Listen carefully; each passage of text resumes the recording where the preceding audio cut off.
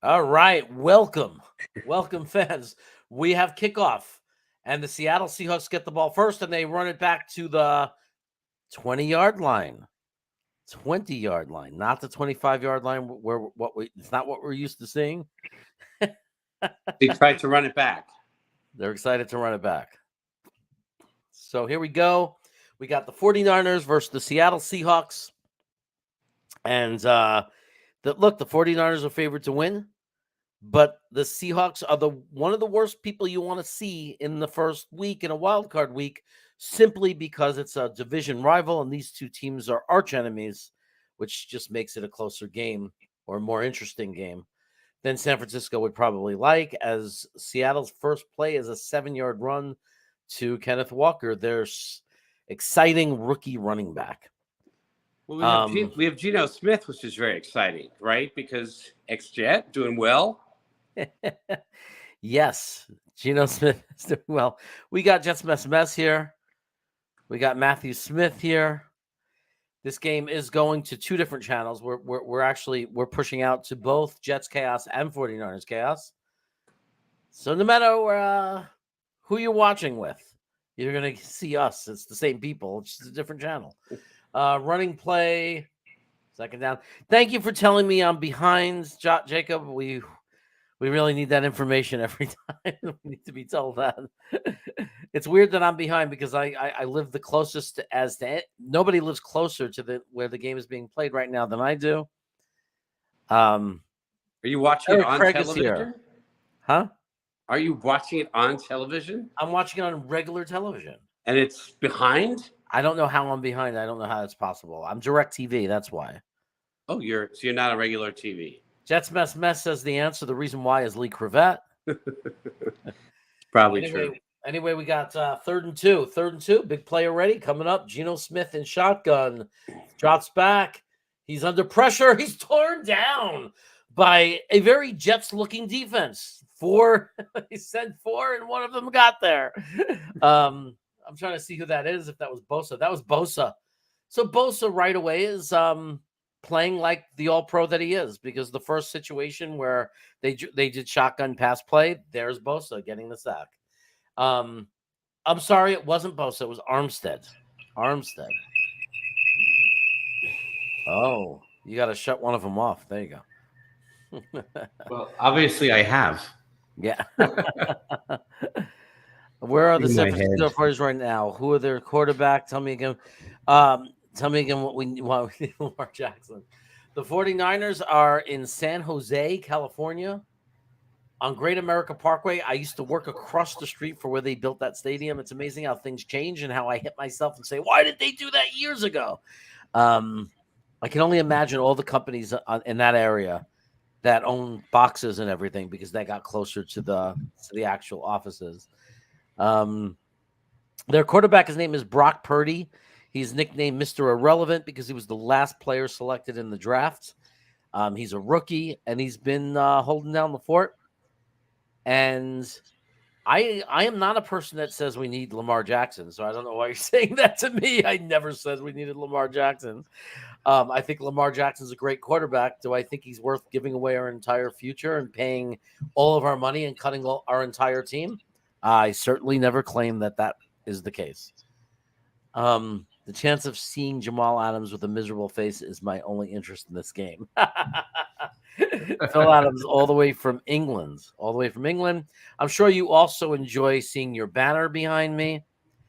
And as I found out, I met somebody else from England who has his banner, a 49ers banner, mixed in with his local soccer team or football team, European football or world football, and didn't realize that a lot of those Brits out there do that. They make up these custom banners. That's a thing. Pass play. 15-yard completion to Ayuk. He's their number 2 receiver. Imagine him being like what we want Elijah Moore to be. Like double cover Wilson, Elijah Moore makes you pay. Double cover Deebo Samuel, Ayuk makes you pay. Anyway, Lee, are you getting the game right now?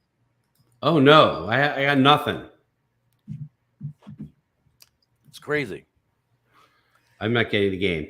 Isn't it like $10 a month? You can get like the local channels at least around in your area. I haven't found that. Oh! First down run by Samuel. They like to use Debo as a running back, and it paid off that time. That was a good 15-yard run, and the Niners are moving. So they don't even do that anymore. I thought by law they have to offer free TV. I have an antenna, but it doesn't get the stuff. If I did, I'd be way ahead of you. Now, when you say antenna, are you talking about like Radio Shack? You buy an antenna and put it on. Yeah, it used to be they were like rabbit ear antennas, not very good. Now they have digital antennas for HD. And if you're near outside, they work really well. I am in a cave, an actual cave right now that you've seen. Yeah. So I don't get anything here. I get everything but Fox, by the way. So I just don't get Fox. I get CBS, I get Paramount and Peacock. So in reality, unless you get like a dish or something, you are more a Wi-Fi use apps kind of guy. That's all I do is apps. Right. Apps, baby. Now, I thought NBC, CBS, don't all those guys have apps? Yeah, I have NBC is Peacock. What about Fox? I have the Peacock app. What about Fox? Because this game's on Fox. I don't have Fox. That's what I just said. I don't have Fox. Oh. Do they charge money or there's no free Fox? Yeah, there's money. It's weird that they would charge for it because it's Fox. It's free TV. Ayuk is in motion. Looks like Christian McCaffrey behind him in the backfield. He fakes the handoff. He faked me out. Throw to the end zone. Popped up in the air and drops down for an incompletion. Good defense on that one. It was a good pass. Defender was just there. Trying to see if that was Woolen. I think that was Woolen. That was Woolen. Very good defender for Seattle. They try to claim he was better than Sauce Gardner. But everybody in the NFL disagreed as Sauce Gardner got the All-American, All-Pro, what do you want? First team All-Pro. He was also ranked in the Defensive Rookie of the Year. Sauce Gardner was number 1, and Woolen was like number 6.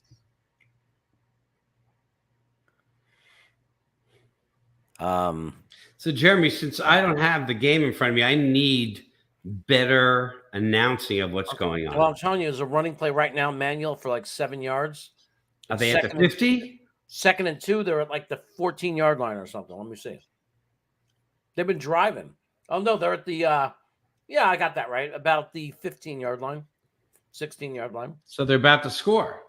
Maybe. I mean, red zone, baby. Look at Seattle with Jonathan Abram on their team. I'm behind everyone. Even Phil Adams is ahead of me. He's in freaking London. He's not in London. He's in England in some weird country town. He's still ahead of me. I got a Sunday ticket and it says looking for the playoffs. 3rd and 3. Check your local listing. 3rd and 3. Bad pass by Brock Purdy. Really bad pass. That looked like a Zach Wilson kind of play. And it's going to be 4th and 3, so they might have to settle for a field goal. Let me try to find out what went wrong for him. They show the snap. He drops back. Oh, it got tipped by a linebacker, but it was still a dangerous throw, bad pass, very readable. The linebacker read it perfectly and almost intercepted it. Now, there are Niner fans that like to live in denial. I know one in particular that would say, that was not Purdy's fault. And it's like, yes, because in football, when a linebacker is standing there reading you and waiting for you to throw it to react, that's your fault. It's as a quarterback, you got to look them away. You can't make it so obvious. But they did get the 3 points. The field goal's good. So they're up 3-0. So Brock Purdy is from the state of Iowa. Now that goes against, a few months ago, I had claimed that if Iowa was to be blown up, like no more Iowa, that nobody would notice. And it's not true. There'd be some NFL players that wouldn't be in the NFL. And there are some family members and there are some people on our channels that wouldn't exist if Iowa was to just blow up. So I apologize for saying Iowa could blow up and nobody would notice. I would notice that Jacob Finnegan is no longer following the channel. So there would be some repercussions if Iowa was to be blown up. And Brees Hall, of course. Oh, and we wouldn't have we wouldn't have resolve. I think we need Iowa, Jeremy. I think we need Iowa. We need Iowa. It's an important state. What would we do without all that corn? And it's not what people think. It's not the corn that you eat. That people don't understand. The high percentage of corn in this country is used to make corn syrup. What would we do with all that corn syrup? We might lose a few pounds and not have as big a dental bills. We would have to drink real Coca-Cola, not the fake corn syrup kind. Every Pepsi and Coke would be kosher. More pigs. It was not a touchback. It was not a touchback. If you're talking about the kickback that I saw, the first of the game, the first of the game was to the 20-yard line.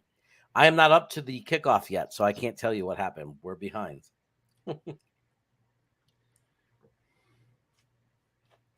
Right now, I'm watching commercials. Some woman is eating a Kentucky Fried Chicken pot pie. You're saying, and gasoline. Do we really? Corn makes gasoline? What are you talking about? Ethanol, corn and all. I think ethanol or something. This is corn-based gasoline. It's not gasoline. It's a substitute. Look. There's no argument in it. Obviously, we need corn. and therefore, we need Iowa. And we need bacon, so we need Iowa. Chicken pot pie sounds so good. Kentucky Fried Chicken, chicken pot pie is probably good. I mean, I don't know. I mean, it's a fast food restaurant chicken pot pie. It's not like you get the fried chicken. Here's the kickoff to the 2-yard line. It's being ran back to the 20, to the 30, breaks free, gets all the way to the 37-yard line. 37-yard line. Good kickoff return. Good field position for Seattle. This could potentially be a very tight game. Although, obviously, so far, San Francisco looked a lot better as far as moving the ball. For those of you wondering what I'm eating. What are you eating? It's a mix of cashews and almonds. It's called Everything But the Bagel. So they coat the cashews and the almonds. I bought that at Costco once, I think. Yeah. Well, this was Trader Joe's. It was good. Costco has these almonds that are really good right now. Garlic almonds. Oh yeah, baby. I will have a Jets call-in show. Jets fan 4. He just loves to call in. Loves to call in. It's fine. We'll do that later at some point. So it is 2nd and 6 now. They had a 4-yard running play. Seattle. Geno Smith is in shotgun. Walker's back there with him, though. It's a pass play. Throws it out to the flat to Metcalf for like a 4-yard gain. So I think it's going to be about 3rd and 2. Jeremy, who do you have in this game? Who do you think's taking this game? Well, I expect the Niners to win. But if there's going to be an upset this weekend, I mean, this is a game to look at because Seattle is a division rival. They're a thorn in San Francisco's side. Like, you know, they're known to play them very tough. This is a big rivalry. So it's not the team San Francisco wanted to see. They're also very well coached. I'm going to just ask you questions. Here's questions. Do you Geno think Geno Smith running with the ball? Niner gets through the safety, 31. Gibson Sr. So there you go. That's going to be the end of the drive. They're going to have to punt. Sorry, go ahead, Lee. Do you think the Niners are going to keep Jimmy G? Oh, 1 second. Aiden's here. What's up, guys? Remember, that's how we met Aiden doing these watch parties. What's up, buddy? Daniel, the Miami Dolphin fan, is here. What's up, buddy? What? I'm sorry. What'd you say? Do you think the Niners are going to keep Jimmy G? I do not think they're going to keep Jimmy G. I'm positive they're not because Brock Purdy, whether they go with Trey Lance or not, Brock Purdy played well enough for them to save the $30 million. They're not going to pay Jimmy G $30 million when they have Trey Lance that they invested 3 first-round, to trade up. They gave up 3 first-round picks to pick Trey Lance. They're giving him 3rd pick money, so that's not nothing. That's like $9 million already. You get a guy like Purdy to come in. If Trey Lance doesn't work out, you know that you have a functional quarterback that doesn't look that much different than Jimmy G. So I could pretty much assure you Jimmy G is going to be wearing a different uniform. So why should the Jets not get Jimmy G? I have nothing that against him. I think Jet fans simply want more. They want a guy that could do more than just be a game manager. But where is more? Where do you find more right now? It's pretty debatable what more is. It is debatable. Some people want to get Lamar Jackson, but that would be obviously giving up half the team. And then and much more money.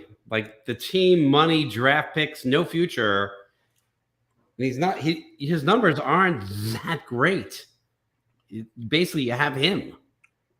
This is true. This is true. You're being nice to me and not giving me a hard time. No. I got some kind of interference here. The game's not really coming through. But I just checked and the other channels work, so I think it's them on DirecTV. So right now we have no game. You know, we have a food show, a hot sauce food show. You guys need to host a food show. Yeah, we definitely do have a hot sauce food show. That is Cravat Attack. So if you go to YouTube and search Cravat Attack, we do have a show where we're eating food, but hot sauce is on top of it. And sometimes we're not eating any food except for the hot sauce.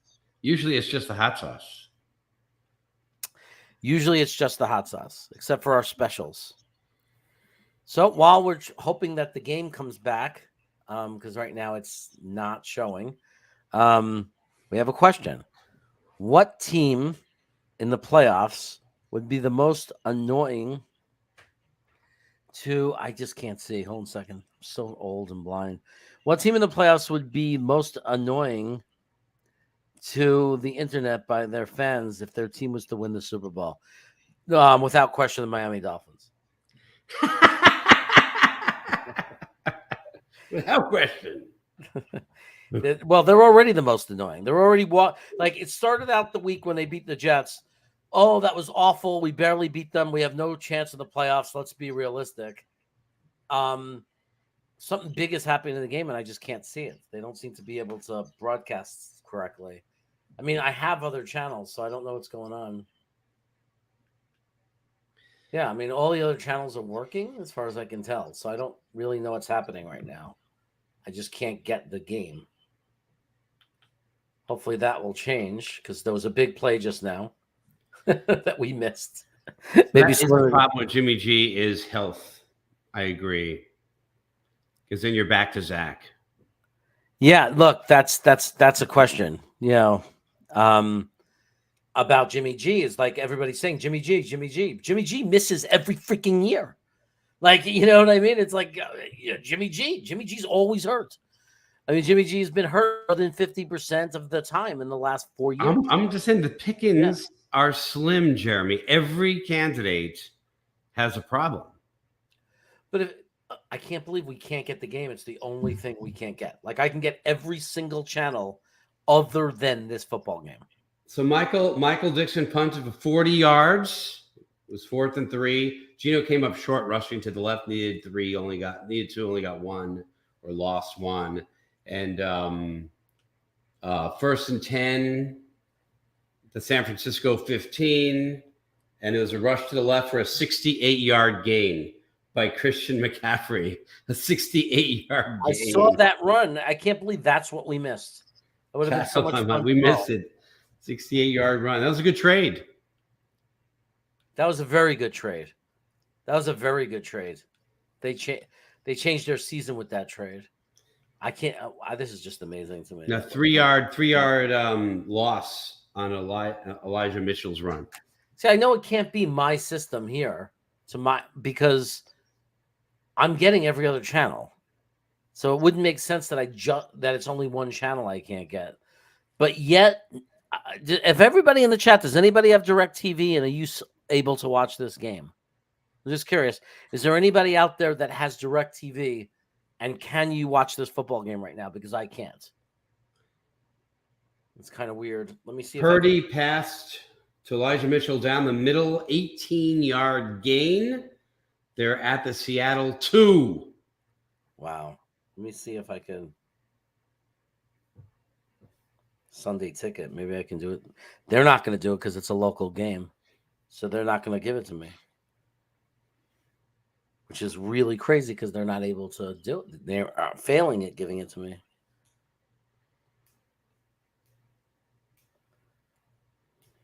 It's unbelievable. So Derek Carr is going to be a free agent, correct? Derek Carr is going to be he'll be a free agent because the Raiders are going to cut him, but there's going to be an opportunity for teams to offer the Raiders something for him so they don't have to compete with everybody else. But then it gets more complicated because Derek Carr has a no trade clause. No, because I'd rather see what everybody else has to offer for me, in salary. Well, that's what I would think, unless it's a team that he really wants to be with and they offer him a great contract. And he's just like, he might be willing to do it. But it doesn't seem, he doesn't have any, there we go. He doesn't seem to have any motivation or reason. Like, there doesn't seem to be any reason why. I think there's a touchdown. It was a touchdown, 10-0 San Francisco. And it looks like it was McCaffrey because they're all hugging him in the end zone. It was McCaffrey. Sorry about that, guys. Yeah, it was McCaffrey. Yep. Anyway, so Miami fans are thinking that they might get a new quarterback, and I don't know. I hope, and I'm imagining they're worried that Tua is going to retire. Like Tua might retire because of the concussions. He may be gone. He may be over. Yeah, he might be over. If he's not over, and fans want to replace him, that's insane to me because he was like a top quarterback in the NFL, and he's gotten nothing but better every single year. Like every year, Tua gets better. Every 5-game pack like that you look at, like every 5-6 more games, he gets like in his career, he's done nothing but skyrocket. So there's no way in my mind they're getting if he's able to play, they're not moving on from. And don't they still have him on their initial contract? Yeah, so he's still sub $10 million. I mean, he's not taking up money. Yeah.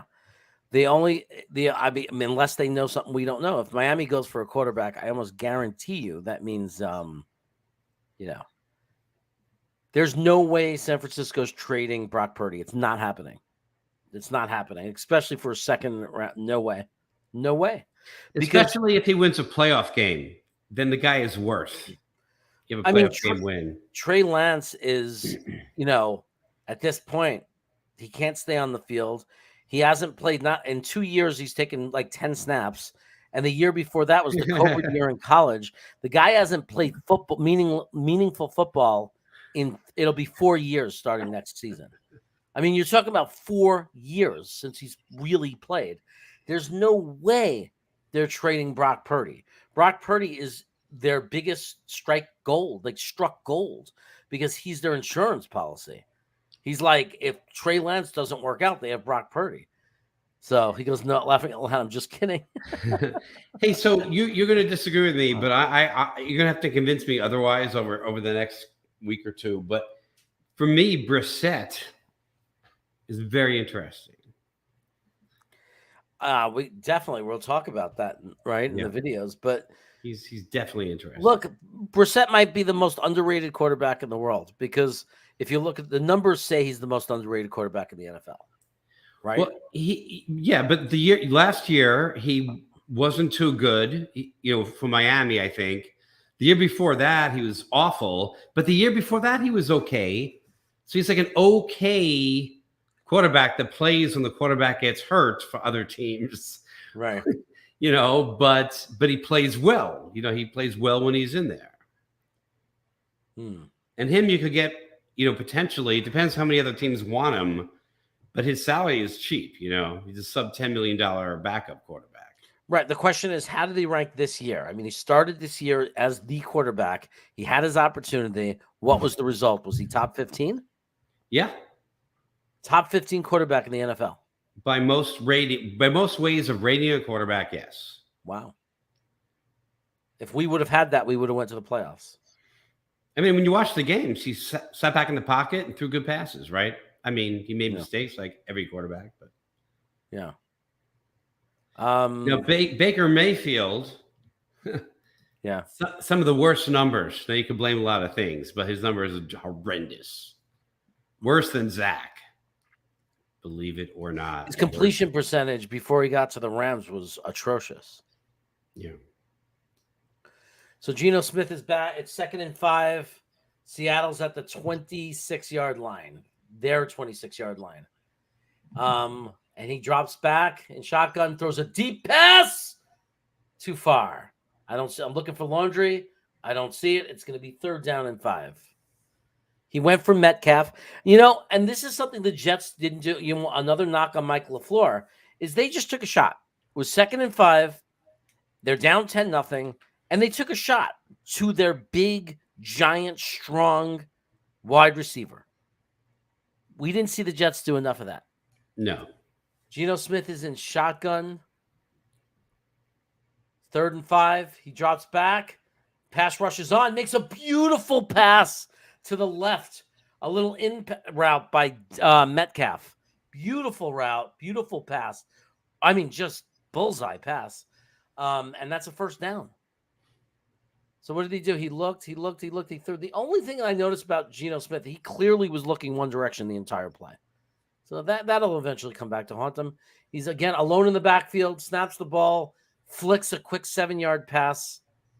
This one to Lockett, I believe. And that's going to set up a nice, friendly 2nd and 3rd. A friendly 2nd and 3rd. So the Jets could get Baker Mayfield, but I don't think the Jet fans would be very happy.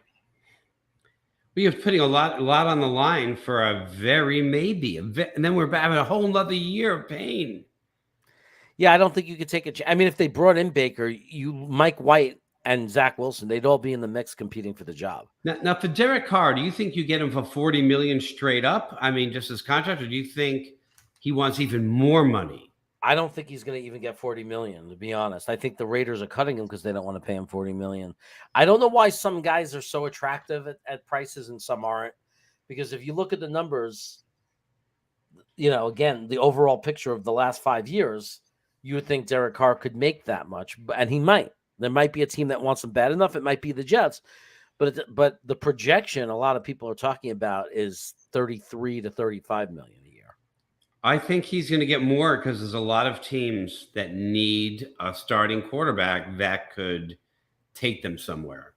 Well, our owner said he kind of let the cat out of the bag. There's no more playing it like saying, oh, we're going to see what's best to evaluate. The owner, Woody Johnson, of the Jets, pretty much went out and said, we're going to spend big on a quarterback. Yeah, the thing is, if you spend big and you give away draft choices, you could end up being Denver. What do they have, a 10-year deal or something with Wilson? Oh, my God. Yeah. They're stuck. They're in a hole now, a forever hole. Yeah. I mean, I would hate to see – first of all, with the Finns, if they ended up going Derek Carr, I'd be really sad for Tua. That's really unfortunate. It's not – I feel bad for the kid. Would the Finns be good with Carr? They absolutely would. Would the Pats be good for Carr? They absolutely would. I don't know that the Patriots are looking. I don't know. I haven't heard that they're looking. They don't like who they have. They don't like Mac. Mac was not good this year. I mean, every owner, every head coach is saying, I need an elite quarterback because I want to win Super Bowls. It's only 3 to 4. I understand that. I know. We both understand that. But yet they don't, the Super Bowl winning quarterback last year is not an elite quarterback. He's good. He's not elite. So the Rams just showed everybody you don't have to have an elite quarterback. Well, a lot of years that happens, but you have a quarterback that is in the top half of the league. Right. Oh yeah. Stafford had a great year. He's a solid, really good up, top tier quarterback. He's just not elite. He's not Mahomes. He's not Josh Allen. Goff's has high numbers if you look at ratings. Yeah. Well, you give a guy a great offensive line. That's a first down for Seattle at the 50. Even without the offensive line, I mean, just compared to quarterbacks in the same situation, those kind of things, still gets rated really high. Yeah. No, everybody needs an offensive line, obviously. Yeah, but I mean, that's what brought it out in him. He never had one. I mean, he did for the Rams. They were pretty good, and he was pretty good. They went to the Super Bowl, but I mean, he went to the Super Bowl. It shouldn't be so shocking. But last year was rough because last year they didn't have an offensive line. They didn't have much. They really revamped their offense. Detroit. They put better players around them, and now we got to see the Goff that played for the Rams that went to the Super Bowl. We got to see this guy, if you put the right players around him, is a good quarterback. Not elite, though. Good. Yeah. I think that the way you get an elite is you get lucky in a draft. Yeah, you have to get lucky. That's how you get elite. You don't get elite. No one gives up their elite quarterback once they realize they're elite. It's done. It's over. Well, that's what they're now. The argument is Lamar Jackson elite? His numbers don't show it.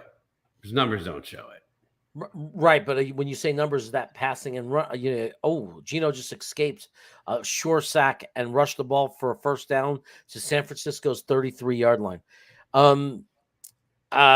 It's interesting because are you considering and factoring in his running numbers? No. See, so that's what the argument would be. As a passing quarterback only, he's not elite based on his numbers, right? Mm-hmm. But when you factor in the rushing, you factor in the escapability and the damage he does, and the help that he gives his team running the ball. A lot of, and that's I think that's like debatable. Like people are debating that. You're in for, again, it's a lifetime commitment. It's a decade commitment kind of thing. Yeah. And what we know in reality is when you have a quarterback that is not nearly as good when you take away the running stats, and then they have a certain amount of touches per game as a runner, we know that their longevity is more like a running back than it is a quarterback. So history is teaching us that they don't play effectively till they're 38 years old. They play effectively till they're 32, 33, and then they're no longer that guy anymore because they lose the step. They're no longer that running quarterback, and they don't have the ability to be a very effective passing quarterback. We saw that with Cam Newton. We saw that with RG3. We saw that with Kyle Murray when he came back after being hurt once.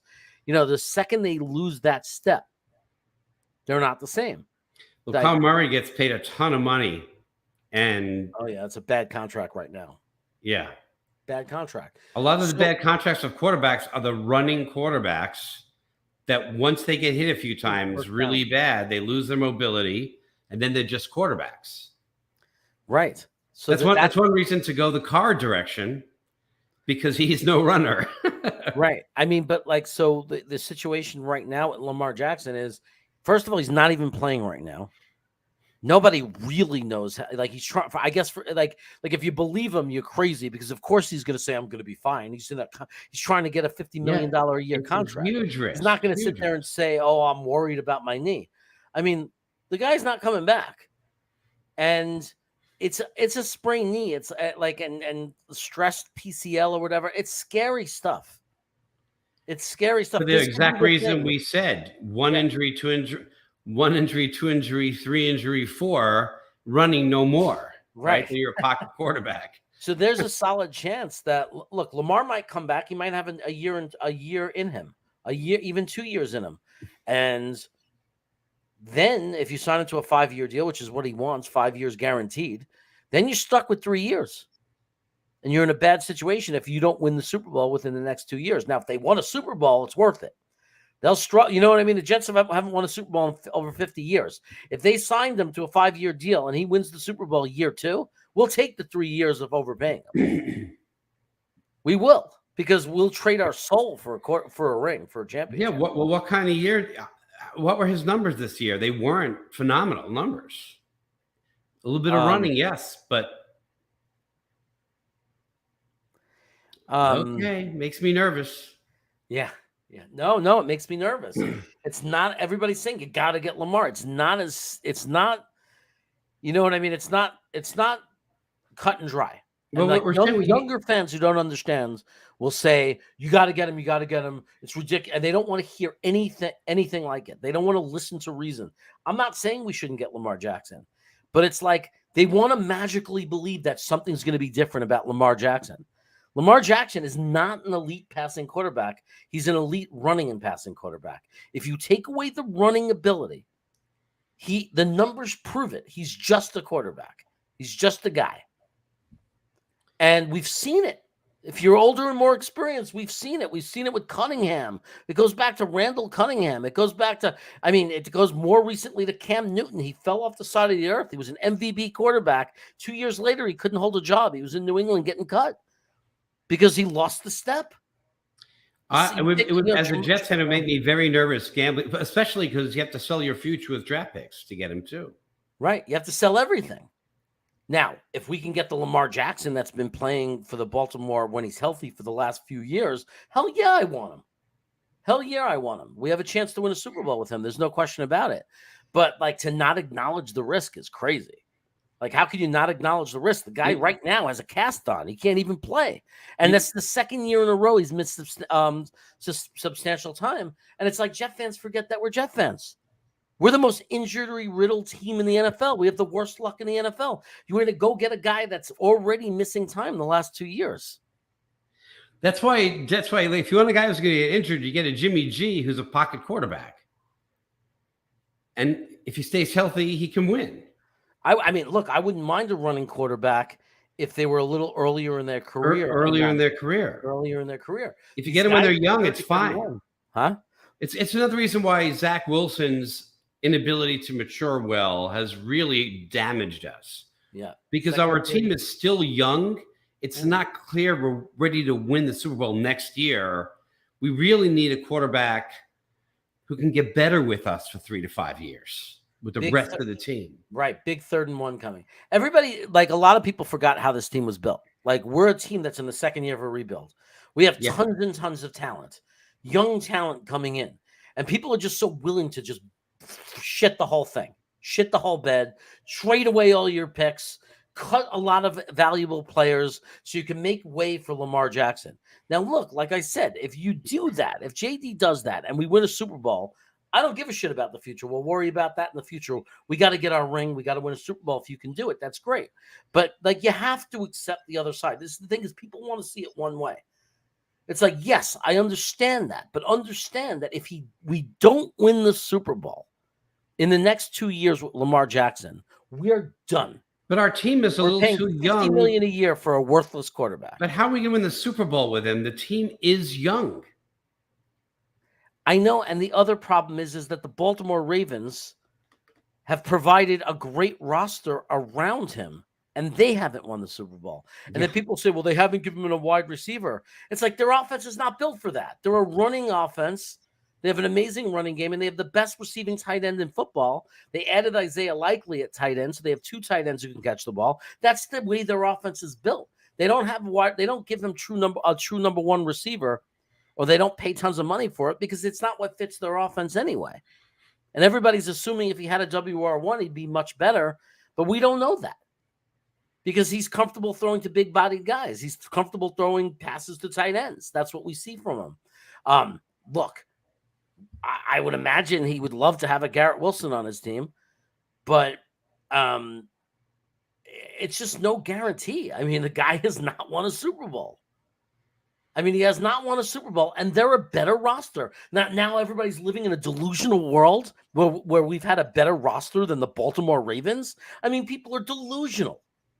They've had so much of a better roster than us. And our roster might become as good as their roster or better, but we're young and we don't know that. So I really don't understand. My problem is that what people don't understand our team. I believe in our roster. I believe in it, but I think it's evolving. It is still we have a lot of really good pieces. The defense is very strong. But in 2 or 3 years is when we're going to potentially peak. And I want our quarterback to peak then too. Like I wanted Zach Wilson to peak. And obviously, there's a lot of problems there. So I want somebody to hold the fort down. And I think we need to have some other strategy to try to get lucky in a lottery again. It is 3rd and 1. 3rd and 1. They're at like the 11-yard line. So this is a huge play. Quick snap, pitch, can walk, first down. Why couldn't we do that when we were in the red zone? They just did. They're schooling what we should have been doing. Anyway, look, it's not worth. It's not. You know why? It's not worth Purdy talking was about? like a 9,653rd pick, and you get lucky. Do you know I think we another? need more lottery ticket quarterbacks. Do you know another reason why it's stupid to talk about Lamar? There's no indication that he's available. This is invented. It's an invented imaginary world. Because every single player is negotiating and unhappy and acts unhappy. Oh, touchdown, Geno Smith. He ran it in. Nice. Oh, no, that's Walker. Kenneth Walker, man. He's like Breece Hall. He's very similar. Like as far as not style, but in results. Anyway, everybody gets fooled. It's like, yeah, Lamar Jackson saying he's not going to sign with them unless they give him this much money, and Baltimore not jumping to give him that much money does not mean that Lamar Jackson is not going to be a Baltimore Raven. It means it's called negotiation. And every Jet fan jumps to every player. That player said he wasn't happy. We're getting that play. We're not getting Lamar Jackson. All right. First of all, it's 90% he's staying with the Ravens. 90%. Anybody who thinks otherwise is foolish. For the reasons we're just saying. Every NFL team wants a premier quarterback. Every team is dreaming of drafting an elite quarterback. What makes people think the Ravens are just going to let Lamar Jackson go that easily? So, Jeremy, I have a question for you. In your football lifetime, tell me when it's worked, when a team has given up big time draft choices for a quarterback that looked like an elite quarterback potentially. When has that worked? It didn't work for Denver most recently. Right. It didn't work for Denver, but I think Seattle knew that he was done because they have a close look at him, and I think they knew it was the system. They suckered him, right? So it didn't work for Denver. Who has successfully traded for a quarterback with the big draft picks, not just free agent, with the picks? Right, gave up get him early, which destroys your team because now you don't have the picks or the salary to get other free agents. When has it worked? I'm serious. When has that worked? I'm trying to think. I can't think of one. The Jets went and got Brett Favre, and then because he was old and injury prone, he got hurt. So that didn't work. I'm trying to think of other teams. I'm trying to think of an example. And remember the Vikings got 4 first draft picks, something for some quarterback. I think running back. That was a running back. Well, yeah, the Dallas Cowboys traded Herschel Walker to the Vikings and then built a Super Bowl team. They built a Super Bowl team around it. The Vikings had a couple of good years of some running done. Right. Steve Young doesn't count like that because he wasn't good in Tampa. They didn't trade a lot for him. No, they got him before. Yeah, he didn't really play that much for Tampa. The key is when you're giving up big salary and big draft choices to get a right, and that was before. And that was before free agency. So it's not really a good concept. Jeff George didn't work though, right? He didn't win a Super Bowl for anybody. I can't think of a scenario. That's why I, as an old man here, I'm afraid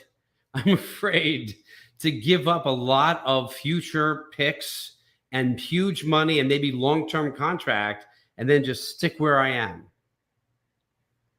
Right. Well, Tampa Bay, they didn't give up draft picks though. No. Tom Brady was a free agent. And it was only $25 million for a 1 year or something.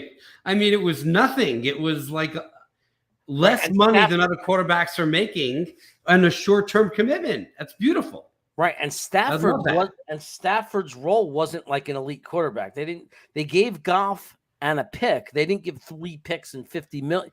You know what I mean? They were paying Goff anyway, so the salary balanced out a little bit. A straight up kind of deal. Right, it was a straight up kind of deal. There's a little bit more on the Rams side given up, but again, Stafford wasn't a top. It's not Lamar Jackson. We're talking about top 5 quarterback in the NFL. We're talking about elite top 5 big name guy. I just don't see it happening. And then let's say, and this is what people don't understand. let's say that Lamar Jackson says, fine, I'm going to leave, right? They can't work it out. Baltimore says, well, we don't want you sitting all year. We're going to trade. Who are you willing to go to? Because it has to be a sign and trade. Nobody's going to take him without a deal. Plunkett. Right? No, Jim Plunkett. But there was no free agency, so you can't count any of those stuff that happened years ago. Niners just got a big first down to like the 45-yard line. I can't think of a situation where it happened. Deshaun Watson, that team's over. I think they're over. So Deshaun Watson is a great example. It's not over yet.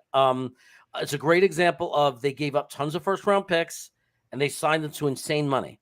So far, year one doesn't look very good, but that one's undetermined. We're going to see. But understand, Cleveland's going to start to lose their players now. Like they can't sign. They're handcuffed with salary cap. They don't have picks now, so Cleveland is going to stop getting better now. They have it's a very difficult time adding any more players, and the players they have are going to start to age. Right? Who has their draft picks now? Who has their draft picks now? Who has their draft picks? Yeah. Houston. Yeah. So the question is, what happens to Houston now? Well, Houston has the top second pick in the draft, so they're going to take a quarterback. Right. Bad news for them, though. I heard C.J. Stroud might stay in college. So that's an awful hit for them in Chicago. But there's still some good prospects. Houston has so far Watson's the best example, but we don't know the results. Like we don't know the results of Deshaun Watson because he only played 5 games, 6 games. And he didn't play well. Yeah, but you knew he was going to be rusty. I know he was rusty, but he didn't play well. Yeah. I mean, so far it doesn't look good, but you've sunk your team into this guy. Your team. You would have wanted him to look good, but he did look better the last couple of weeks. He was getting better. He looked better the last game. He was running again like the way and looking like his old self, Joe doesn't care about CJ Stroud anyway. Pass incomplete. So yeah, look, it's redefining. Like if we were to get Lamar Jackson and trade all those picks and pay him all that money and win a Super Bowl, we'd really be the first of our kind example of that kind of thing. The closest is the Rams, I guess. And that's not even close to the amount, the same thing. It's more likely. I mean, what we have seen is that's how you end your team for a decade. If it doesn't go right. It's hard to go right. It's hard. So much has to happen because now you have one person taking up a lot of your cap. You can't go out and get other free agents. You're going to be at least a mid-team, so you're not going to get draft choices. So Kittle, first down, beautiful play. So you have very little. But this is what Kittle. But this is what you're talking about. You get these guys, they're 25, 26 years old. They think they know everything. And what they don't understand is they were little kids the last time the Jets were good. Right? So they don't know anything. Because they don't have decades under there, right? We've watched for decades. And what they don't understand is, and I don't know why, because you could look, is that you can get a random Super Bowl ring. But what really works, if you want to get a Super Bowl ring, if you really want to be that organization, what really works and ends up getting you multiple rings is not to do that, not to trade everything for a quarterback. The way to do it is to build. And if we eventually have to draft another quarterback, it's about, they're saying that'll take 2 years. Impatience. That's the problem. Impatience. They want it now. They want the instant coffee. That's why I'm happy. They want the instant coffee. I really believe, and you're going to have to talk me down on this, that we want a 15th to 18th, 14th to 18th ranked quarterback that maybe can develop a little bit better, that could take us to the playoffs with the team we have, with the defense we have, and the weapons we have, take us to the playoffs. Like all they have to be is better than Flacco and Zach Wilson, Mike White. But that might not be enough to get over Buffalo and Kansas City. I'm just talking about getting us to the playoffs, not the Super Bowl yet. Okay, hear me out. I just want to have excitement the next couple of years and let our team develop. I think we have to try to sign some quarterbacks and hope to strike gold. I mean, it looks like the Niners just did it. I don't know. But the thing, like Derek Carr is not Lamar Jackson because Derek Carr would come without giving up the draft picks. I'm willing to take Carr. Yeah, Derek Carr. I don't know how easy it's going to be to get a Carr. Well, it's competitive. Like there's a lot of teams are going to want him. So there's a supply chain issue, Jeremy. There's a supply chain issue. I know there's a supply chain issue, but it's the same thing with Lamar. Everybody thinks they're so convinced that we're going to be able to get Lamar. It's like, no. There's other teams too that will trade picks for Lamar. There's other teams too that might pay Lamar $50 million a year. Like there's other teams. It's like people are acting like the Jets are this. The Jets are not New England. The reason I like Carr, the reason I like a Carr or a Brissett, I know they're different. One seems to be getting a little bit better. One seems to be dropping, but there's reasons for that. I like them because they don't come with losing draft picks. They don't come with really long contracts. Right. You can get them for reasonable length contracts. For reasonable money. I mean, maybe a little bit more than we want to spend on Carr, but they have a chance to be good. They've been good. Both have had chances, times being good in their career.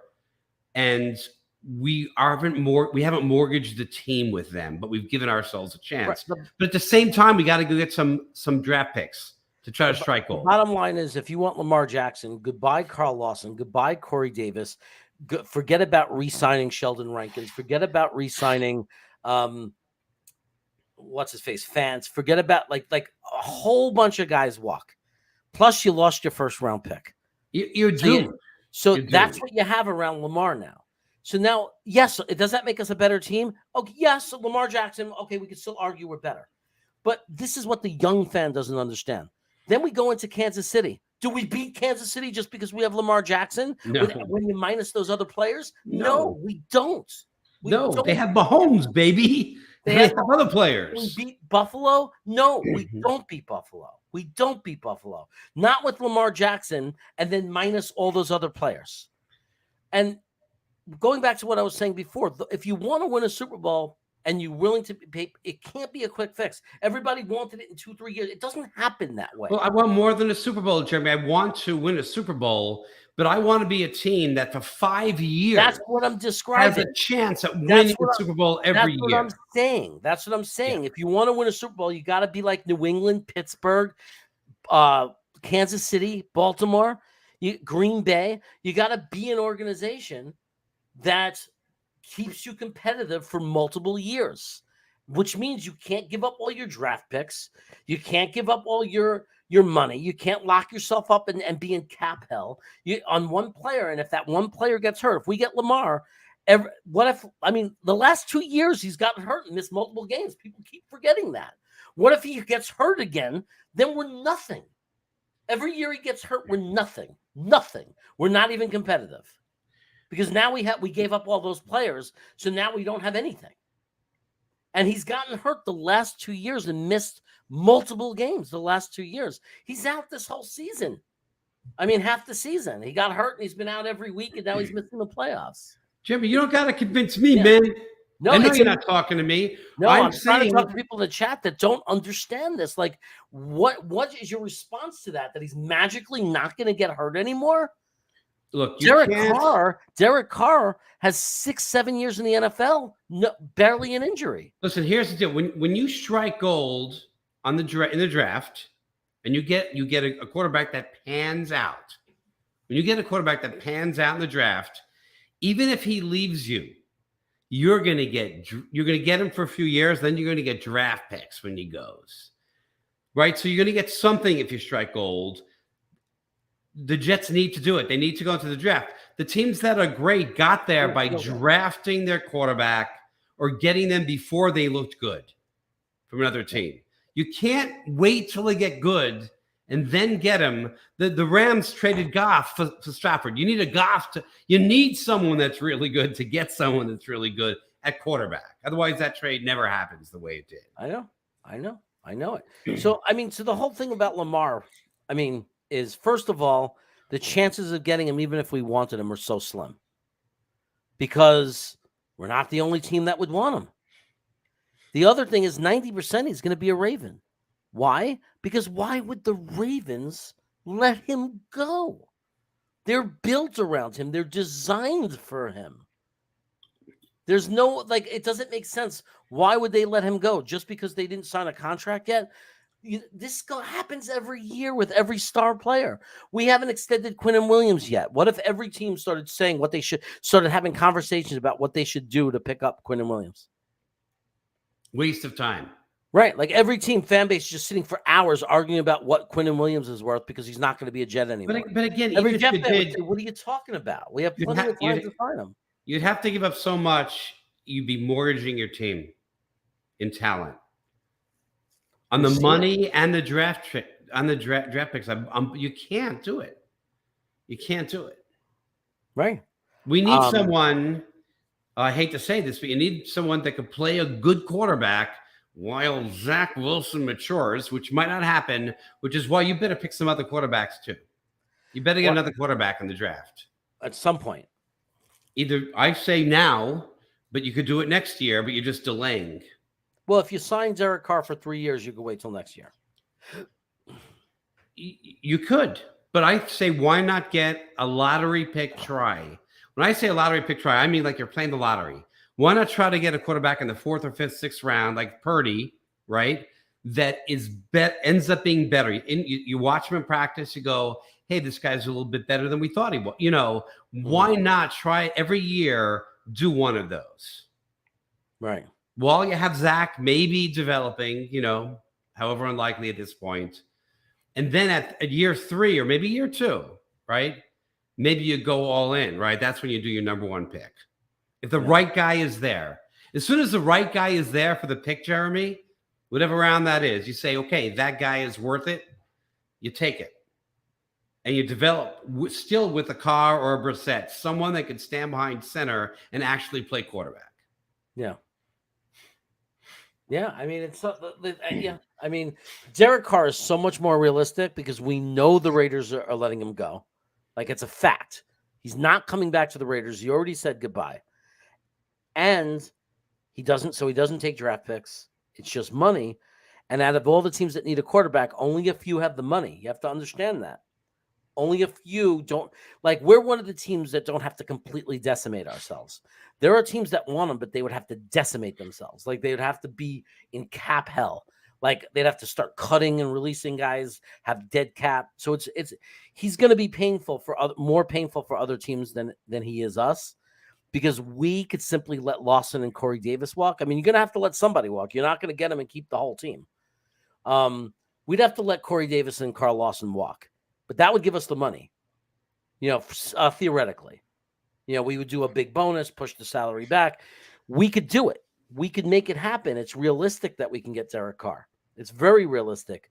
But talking about Lamar Jackson, it's just it's like, I can't, it's just like naming anybody that's going to be a free agent and just somehow brainwashing yourself to think they're available.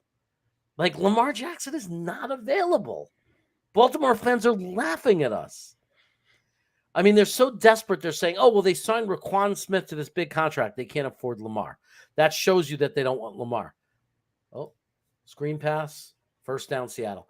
But that's not true, because the contract that they gave Roquan Smith only cost the Ravens $5 million towards the cap this year, which means it's very easy. The Ravens have tons of money to franchise tag Lamar Jackson. Like, just the fact that they structured that contract like that shows you they're planning to tag Lamar Jackson. Like, you could see that's what they're doing.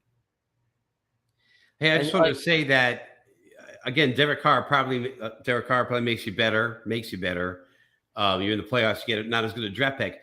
First of all, you could always trade to get to trade up. So it doesn't end your ability to trade up and get a quarterback. Also, first, second, third, fourth quarterbacks in the draft aren't always the best ones. Purdy is looking better, except for Lawrence. I think Purdy is looking better than a lot of the others. Yeah. Well, Tammy, the problem is that Zach just didn't do it. He didn't make the easy throws. And he did against Buffalo, and we won. It wasn't pretty. It was 150 yards passing. People bitched about it and complained about it and said, "Oh, that's not the reason we won, though." But we won. It was good enough to beat Buffalo in Buffalo. But the problem with Zach is he couldn't do that every week. He came out the next week against New England, and he couldn't, hit the ocean if he was thrown off the side of a boat. I mean, it's like that's, I don't know. I mean, it's hard to explain. That New England game was so bad. I still get nauseous thinking back to it. But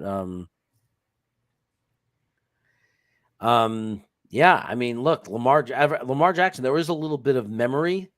Like people are really looking back to a few years, and oh my God, bomb touchdown Metcalf, touchdown Seattle. This is gonna be a tough game for San Francisco. This is no give me. I'm telling you, this is gonna come down to the wire. This is not looking good. The defense is Seattle's about to take the lead. They're about to take the lead. I'm telling you, I sniffed the problem when they had to play Seattle. I said that's not the team you want to play. One of the best coached teams, division rival, bitter rival, probably their biggest rival. That's just not what you want to see. And that's one reason why Buffalo might be a little wary about having to play Miami tomorrow. Yeah, Phil, that's why I'm saying that we just have to get an average quarterback and start winning some, and start being in the playoffs while we nurture a new quarterback, a new young gun. I don't know that I think that I agree with that philosophy, but they're saying that the NFL is different, that it's not our old NFL where you do a 5-year plan like that. People are saying that with a good quarterback, we could have went to the Super Bowl this year. So they want it now.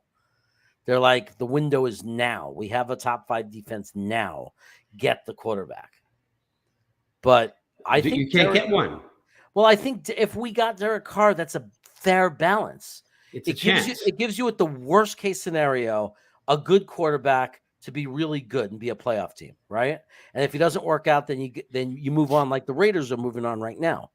Right now, the Raiders were a good team, so not this year, but supposedly that were they're in the playoffs last year. And then with Carr, maybe there's a chance if we have the same year we just had, except Breece Hall and AVT stay healthy, and you got the best running back or one of the top running backs in the NFL, and an amazing running game, and you have a top 5 defense, Derek Carr might be enough to make a Super Bowl run. He might be. It's harder to draft a quarterback and pay him then. But I think it's worth doing. Yeah, no, I mean, look, we got to do something. I mean, right now, the room's not functional, right? So we're not going to go into next year without a functional quarterback. Now, Jacoby Brissett, I think we're a playoff team if he plays the way he played this year. If we get this year's Jacoby Brissett on our team, we go to the playoffs. But and rightfully so, Jeff fans will say, "Are you out of your mind? There's no way we're beating Kansas City or Buffalo with Jacoby Brissett." We beat Buffalo with Zach Wilson. I know. That's regular season. I understand. We're talking about our defense. I think our defense is better. And keep that defense solid, man. Yeah. That's why we were in every one of those games. It's because of the defense, not the offense. We just needed a damn quarterback. Yeah. I mean, I don't believe that Zach Wilson is going anywhere, but he's not the starter next year. He'll compete. Right. They say he'll compete for the starting job. But Woody Johnson, the owner of the team, came out and said, we're willing to go big on a quarterback. Like he basically said, I will pay big money for a quarterback, which means they have every intention of bringing in a new starting quarterback. So I think what they're going to do is this is my prediction now. They're going to be the top bidder for Carr.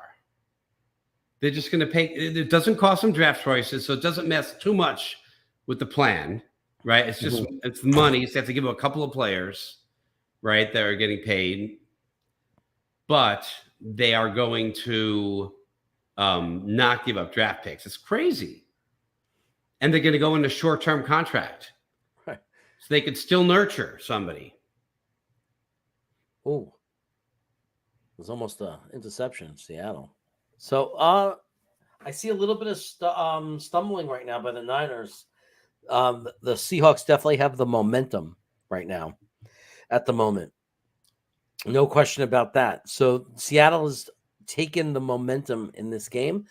The big fear for the Niners is if they fall behind Seattle by 10 points, let's say, or even 8 points, 9 points, you get to the middle of the third quarter, fourth quarter, you're putting Purdy in a position he hasn't been in.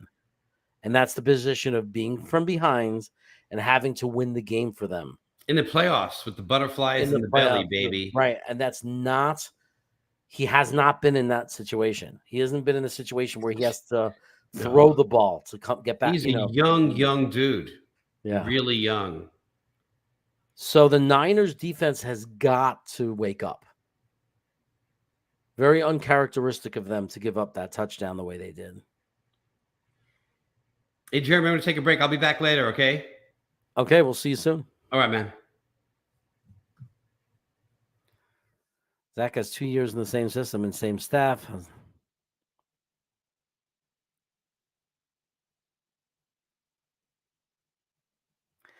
Yeah, man. Look, there's been, it wouldn't be the first time. If Purdy faded away and became a nobody, like if Purdy lost this game and then was never the same or not that good next year, it wouldn't be the first time that happened.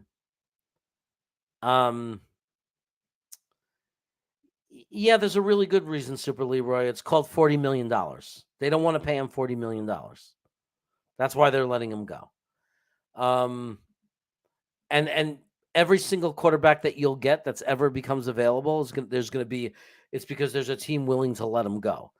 But that has nothing to do with the Jets, right? That doesn't mean they're smart for letting him go. Like that, was it smart for Detroit to let Stafford go? I mean, some people will say no. Some people might say fine because they're happy with Goff now. I don't know. But I talk to Raider fans out here in Sacramento all the time, and half their fan base is absolutely furious and thinks they're nuts. If you go by if you look in Derek Carr's career the last 6 years, 7 years, the Raiders are one of the worst defenses in the NFL.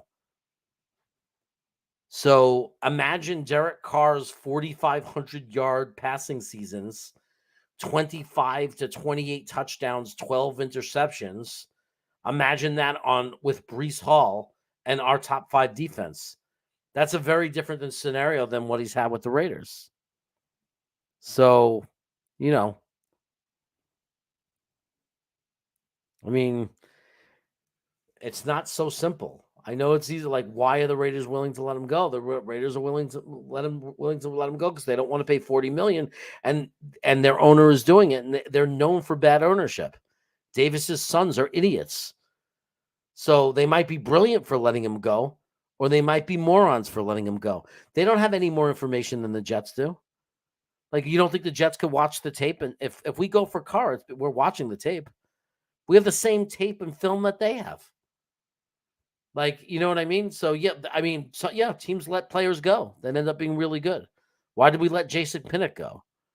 I mean, and then he played well for the Giants. So, I mean, to me, that's not a factor why they're letting him go. They're letting him go because for whatever reason, they're letting him go. We can't really focus on that. We just have to look at, is Derek Carr the answer for us? Of course, we'd be in the playoffs right now if we had Derek Carr. But we'd also, if we had Lamar Jackson, we'd probably be in the playoffs. Problem is that, Lamar Jackson's not available. And, Jacoby Brissett, we might be in the playoffs. Although I'm not as sold on that because I know he played well. It's just that every system and situation is different. Like when you have Cleveland's running game, and however their offense ran, I there's nothing about Jacoby Brissett that jumps off the page. But again, we're a playoff team if we have a quarterback who can throw short passes. If we had any of those quarterbacks, we easily win the New England game. I mean, they only got 3 points until the punt return. We easily win that game with any competency at quarterback. You take away a quarterback that can't throw a 5-yard pass, and we just had a regular quarterback that can throw passes to people, we're going to win that game. And that's not the only game. That's not the only one. If we had a competent quarterback, we would have been competitive against Jacksonville and Seattle. Now we're watching them in the playoffs. The only thing that makes you feel better at all, if it does, is that Seattle looks like a really good team right now. So far they're going toe to toe with the Niners, who are 13-4. So if that's any consolation, maybe Seattle's not as bad as we thought. You think so? Josh McNeil. It's possible, I guess. But the difference is like I understand. And I don't want to pay him $40 million either. I agree. He's not a $40 million quarterback, but Cleveland has changed the game with their insane contract, and so did Green Bay. They did this. Green Bay and Cleveland did this. They broke this barrier and gave out just the most disgusting, filthy contracts. And I think the players are disgusting and filthy to take it. I know people say you're crazy. Why would they turn away money? Well, don't say you want to win, though. Don't take $50 million from your team's $200 million salary cap and claim you care about winning. That's, you know what I mean? I don't say how you could sit there and say that you care about winning and then take 25% of the salary cap and then tell your team, too bad, figure it out. I mean, how about taking $35 million and just freaking making money through promotions and everything else? I mean, do these guys even realize? I mean, if you do the math of people, you take 15, 20 million, 25, 30 million at some point. You do the interest, do the math. How much money a month do you need interest? You can live off the interest of this money. You have anything you want in the world. But you make a decision. Okay, you'll have 15 more million, 20 more million dollars at the end of your career because you went for the money or you demanded the big contract. I get it. Okay, you might walk away after paying your agent and all your taxes with an extra 20 million. So instead of walking away with 50 million at the end of your career, you're walking away with 75 million. Fine. If that's worth it with no Super Bowl rings, or do you want to be the guy that has 50 million and Super Bowl rings? And it depends on the personality. I personally, 50 million is enough for me. I'll take 50 million in the Super Bowl rings. Not instead of 75 million and no Super Bowl rings, because I care about winning. Because to me, it would be worth it to win, to go down. History matters to me, to be part of history. But not every player is going to do that. They just want to take every dollar they can get. They just want to take the money. Jets having 10 games at MetLife. Jets having 10 games at MetLife. Will a home game move to London? So what do you play host on?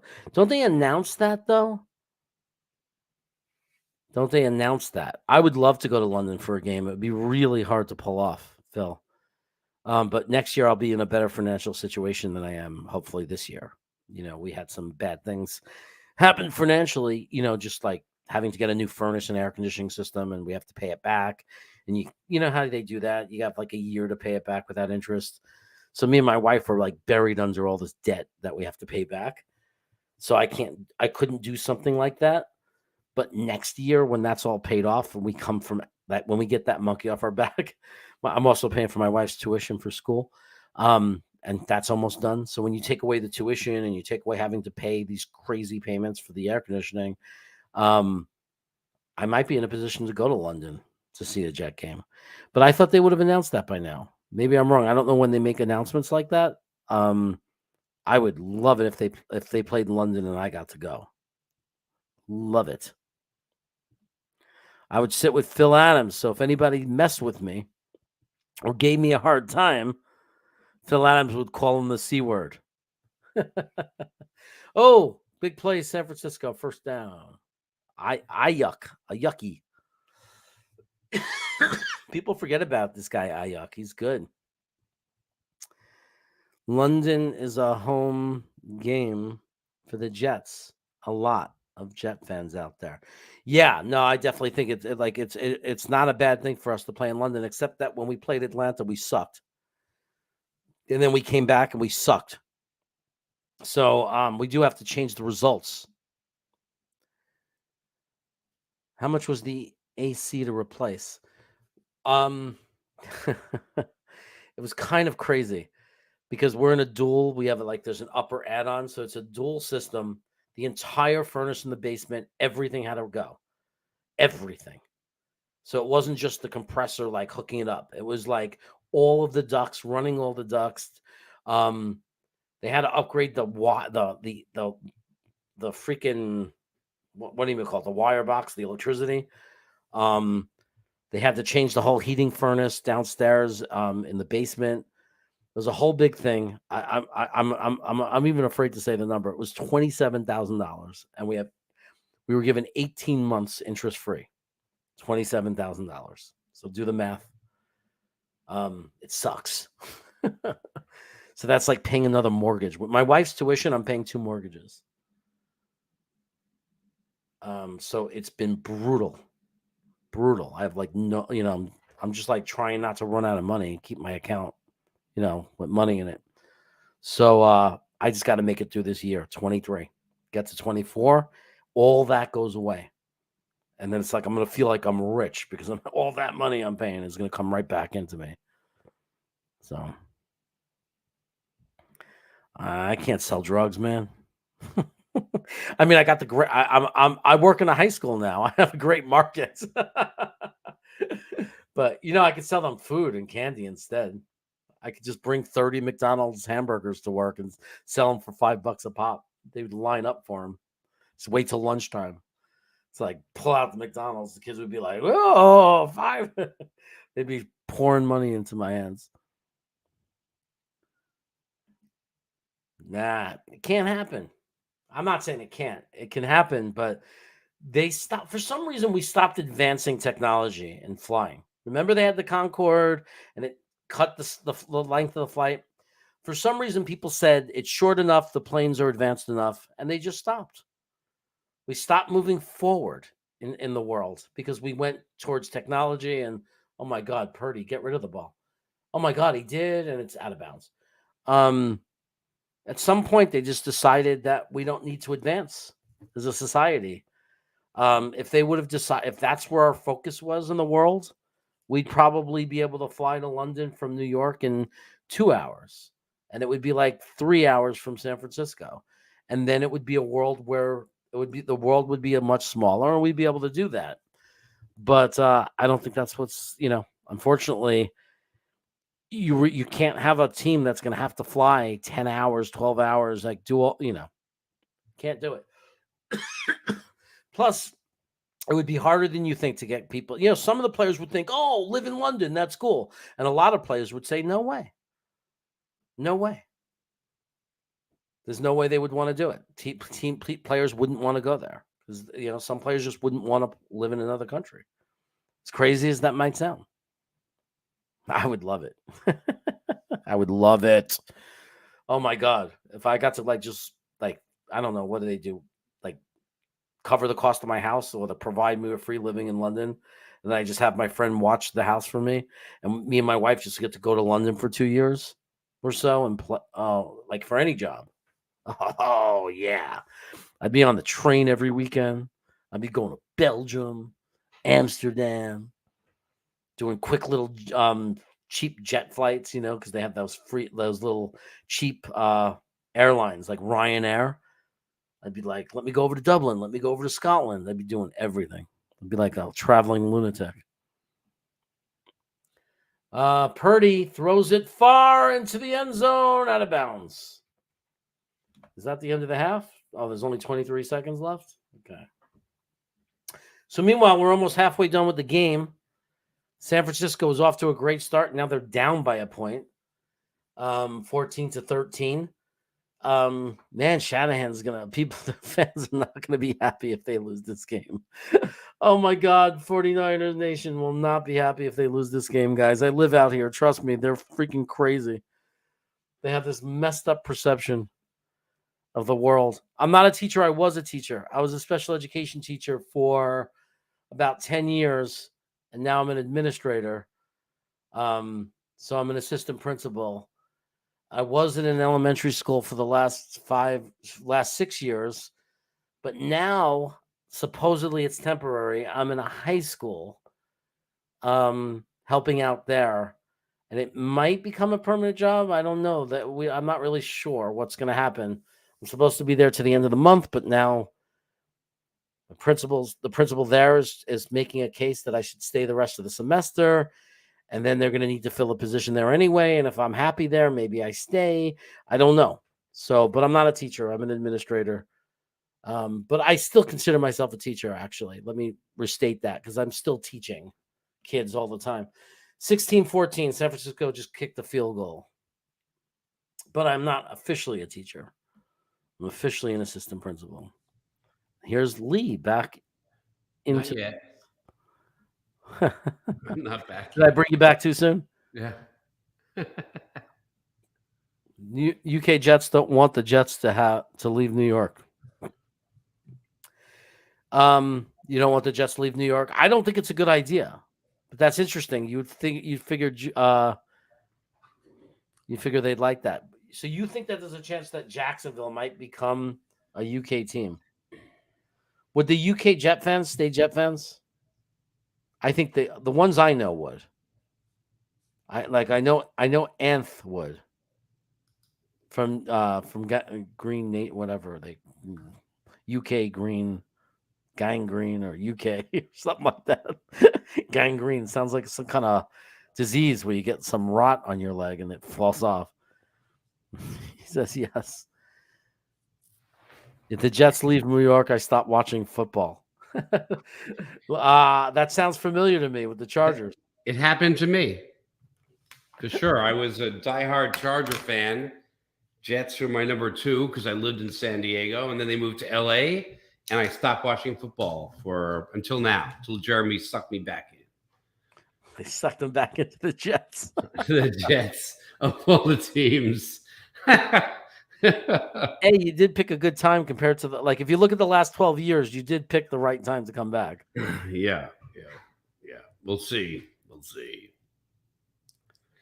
I just looked, and Lamar Jackson's numbers last year were pretty amazing. Yeah. This is a true thing, Beth Page. It's a true thing. We're gonna stop having consequences for kids, but we're not gonna have a plan of what to do instead. So yeah. So now we work on campuses where the students do whatever they want. You basically have to negotiate with them to do work. I'll give you this if you do this. Which is crazy, right? I'll pay you. I'll give you extra incentive for you to become literate.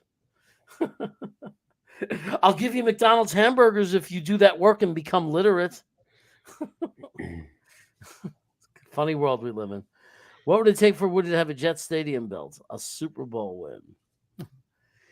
The question really is, where's the stadium? One of the reasons why we play in a shithole is the location. So I was that kid. Regret it. Yeah. And Matthew, that's what I try to tell every one of them. I'm like, you're gonna make these decisions to have fun and not work and not do anything for 3 years of your life, and then you're gonna pay for it for the rest of your life. For the rest of your life, you'll think of all the things you could have done if you just would have worked hard in high school, gotten yourself into a good college, made it all happen.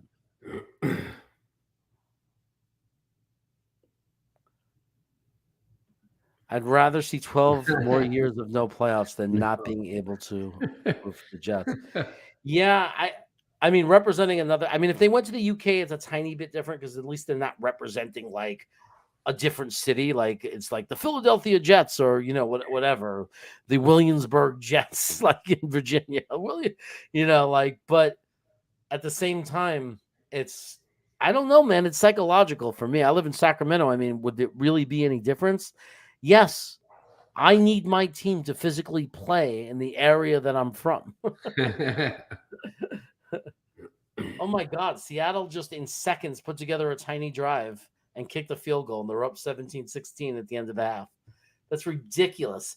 San Francisco needs to make adjustments. Their defense has been, they're on the pace to give up 34 points at home. That is not like their defense at all. It's not how Purdy wins. No, it's not how the Niners win. It's not how Purdy wins. That was not a good half for the 49ers. Not a good half at all.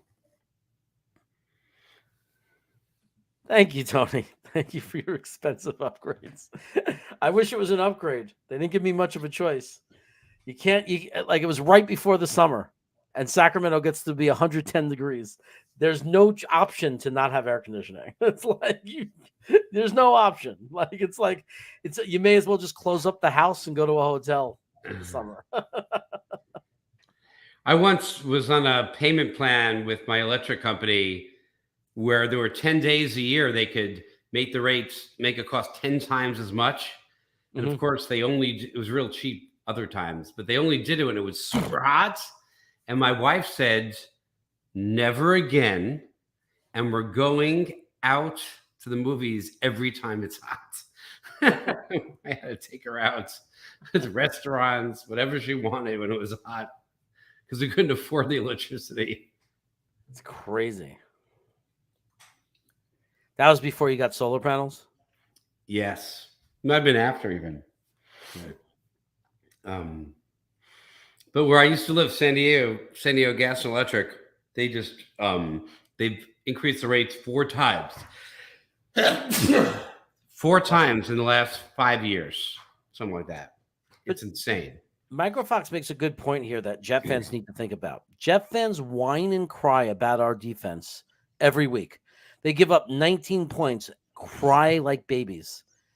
San Francisco just gave up at home 17 points to the Seahawks in one half. In the playoffs. Right?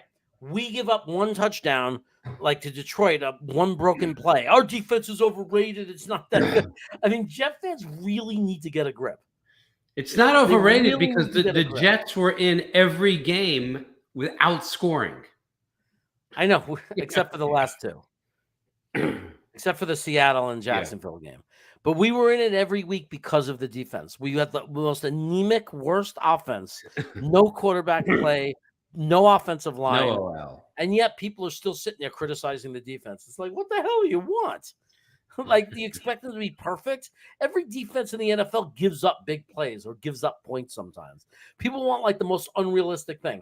I'm not going to be happy until my defense gives up under 10 points a game for an entire season. 85 Bears. Yeah, well, but can you imagine the Bears fan that said our defense sucks when they lost to Miami on that Monday Night Football game? Our defense sucks. We couldn't stop the short pass. No doubt the defense really played up, man. It's very exciting. Yeah. Yeah, I mean, because I'm from a time where if you have a great defense and a great running back could be effective, you're in really good shape. If Breece Hall comes back the same, obviously we have the upgrades. Noel. AVT was still in the game, but AVT is coming back. Becton might come back. We're going to draft somebody. We're going to come back with the revamped offensive line. Right. Well, we have to. Have to. You get Breece Hall back with a revamped offensive line. Now, just the running game and the defense, it makes us very difficult to beat every week. The defense and the running game. Now, all you need, because you have Garrett Wilson, you have Elijah Moore, Breece Hall is really good at receiving, right? You have tight ends that are decent.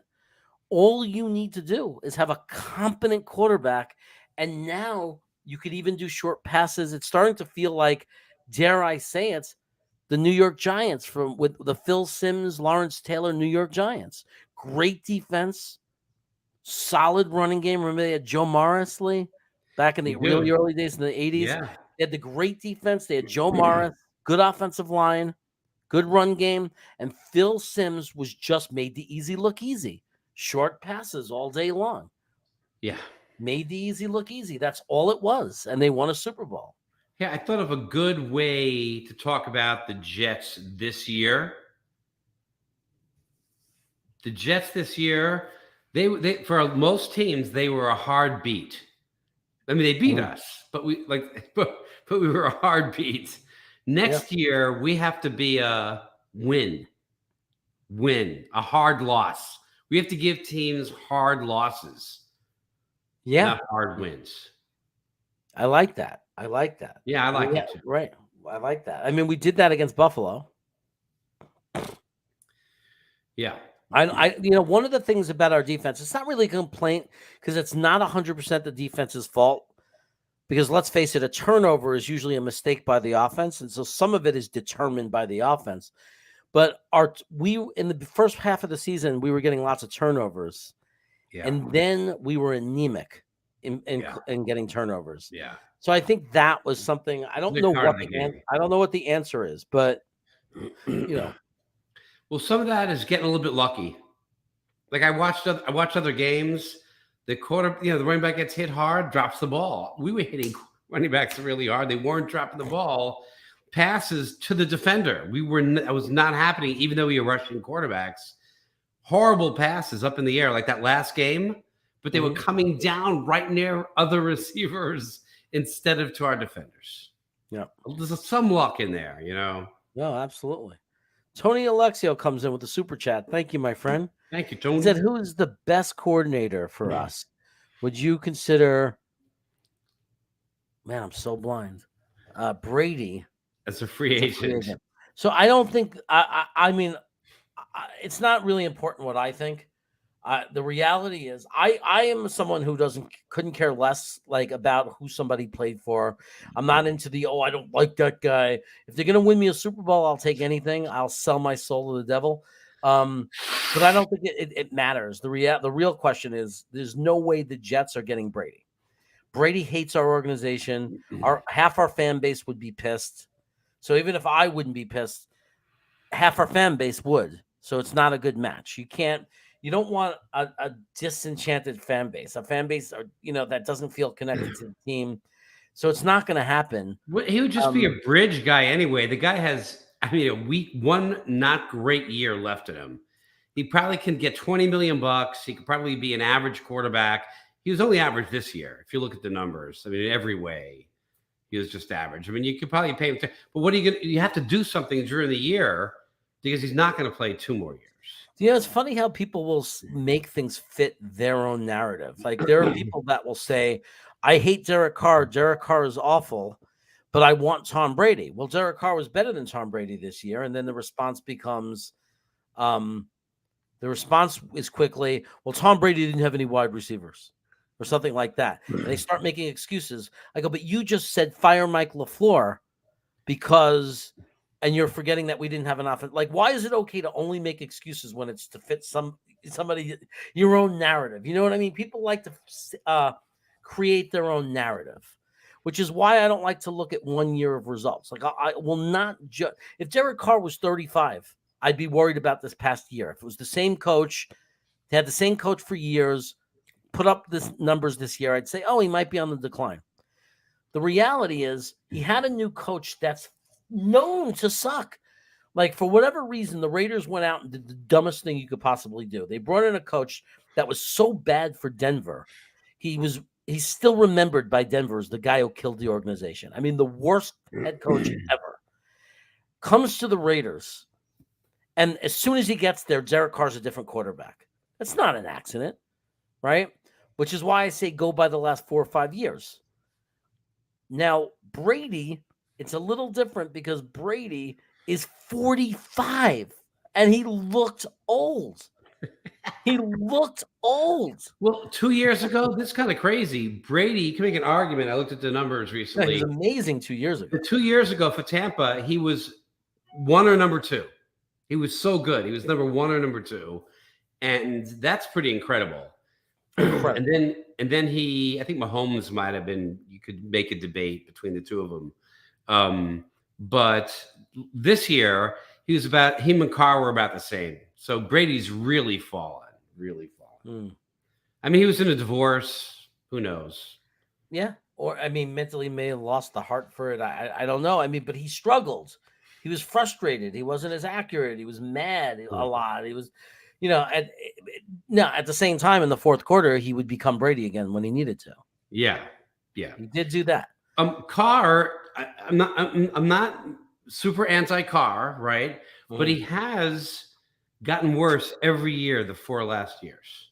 A teeny bit worse every year. He's declined a little bit. Slowly declining, and he took a big decline this year. But that's because of the coaching situation, right?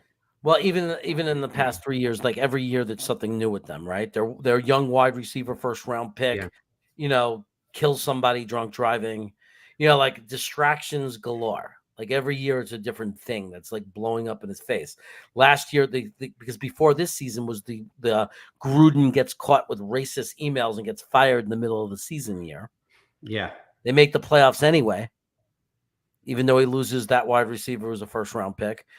The key thing to me, and I look at that, his numbers did go down consistently, like you're saying, for 4 years. So that is something to care about. But they're still good enough and at a level I would like to see with a top 4 or top 5 defense. Right. I believe that if they get Carr, they make the playoffs. If the Carr was their quarterback this year, the Jets are playing today, man. Yeah. Yeah. But I don't think he's necessarily going to be the guy that takes it all the way. You got to get you got to draft somebody and strike gold. Right. I think the only thing that would change that, where he'd be enough to go all the way, is if Breece Hall comes back 100% and develops into like Henry. If he develops into like Adrian Peterson, like if he develops into that level of running back. You're totally. There's actually a scenario where Carr plays as well as he did 3 years ago. If he gets back there, maybe because he has Hall and he has Garrett and Moore both firing on firing strong. With that, wow. Maybe one of the tight ends keeps going, and maybe Rucker comes along. It could be pretty good. With offensive line, with a defense that actually allows you to have leads, that you're not in shootouts, that you're not catching up because you have like the Raiders would put him in situations where he had to pass a lot because they were down or they were in a shootout, and there was a lot of pressure to score each time because their defense just wasn't that good. Now, if you play with a dominant defense, it allows you to run the ball more. It allows you to, it gives you more drives, more opportunities. You're on the field more to get into a rhythm. There's like a million reasons why you can get better as a quarterback when you're playing on a better team. Yeah. Like we've seen that, like Geno Smith, prime example, Stafford, prime example. Like we've seen players get to the next level when you put them on a better rounded team. Right. So who knows? But you're right. It assures us playoffs. It doesn't assure us we're a Super Bowl team. Like it's not Patrick Mahomes. It's not a guy that makes you think, oh, we're a Super Bowl team. But it makes you feel like we have a competent quarterback. Like we don't have to sit there and think each game we don't have competent quarterback play. How are we going to score points this game? Like you're not thinking that with Derek Carr. With Derek Carr, you're like every game you're thinking we're going to be super. We have. There's no game we're not going to feel we can't win. I was so into our defense and some of our offensive weapons. Even with Mike White, I said, we can win this game. We can. Right. Our defense, right. When your defense is that good. Yeah. So imagine we have a real quarterback, and Carr is a real quarterback. Yeah. He's a real quarterback. He's real. He might not be elite, but he's real. Yeah. Not just, he's in if there's a 1 to 5 category, he's played in 3 this year, but he's been in the 2 category. He's been there in his career in the last 5 years a couple of times. Right. Right. As far as coordinator, I don't know. That's a tricky one. I kind of like the Bevel guy because he was in Seattle. They know him from there. He was in Miami, and Miami obviously was looking great offensively for a lot of this season. Smart, experienced veteran guy, gets along with Saleh. Probably keeps, changes our system, but not completely. It's not a complete throw out everything everything they've done. Niners have the ball, by the way, short pass to Juice. For now it's gonna be like 2nd and 6. So I like that guy, but remember, no matter who it is, the grass is always greener. Of course. You know, like The only thing that so. makes the grass less green somewhere else is when it gets more green where you are because you win. And with Jets, we should be green, baby. I mean, I think it's fair to say that Bevel's competent. Like, if you want a competent offensive coordinator, the guy is proven enough to be competent. First down, that was a run to McCaffrey. So the Niners have the ball. They're moving it pretty well. So it's a good way for them to start the half. Thanks for the super chat again, Tony.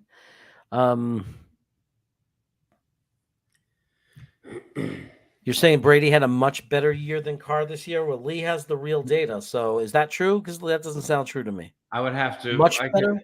I might be able to. No. I'm going by a couple of stats. Well, DVOA is much better. I'm going by 3 different stats. I can Right. talk about all the different stats. Right. And they all look at different things and weight them differently. So it's always a little hard. But much better is wrong, clearly wrong. Clearly wrong. All the numbers say that's just not true. He did not have a much better year than like there's no metric you could look at that supports that. Much better? No. Impossible. I'm bringing it up actually. Somewhere I have it. Here it is. I think I have some of the data. Brady versus Carr. You still see me because I'm looking at a different screen. Oh, I didn't say. Okay, so 4,600 to 3,500 yards.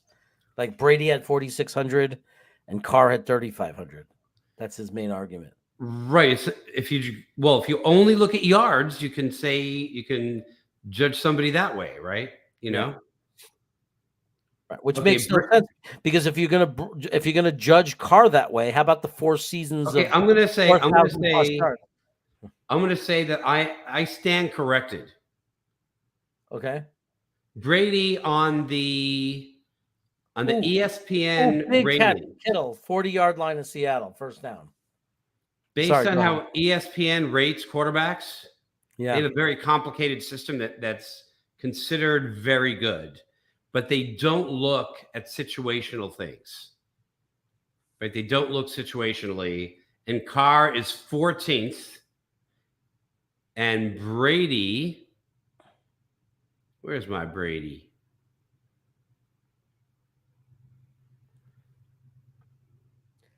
Well, Joe is putting out some pretty damning 18th.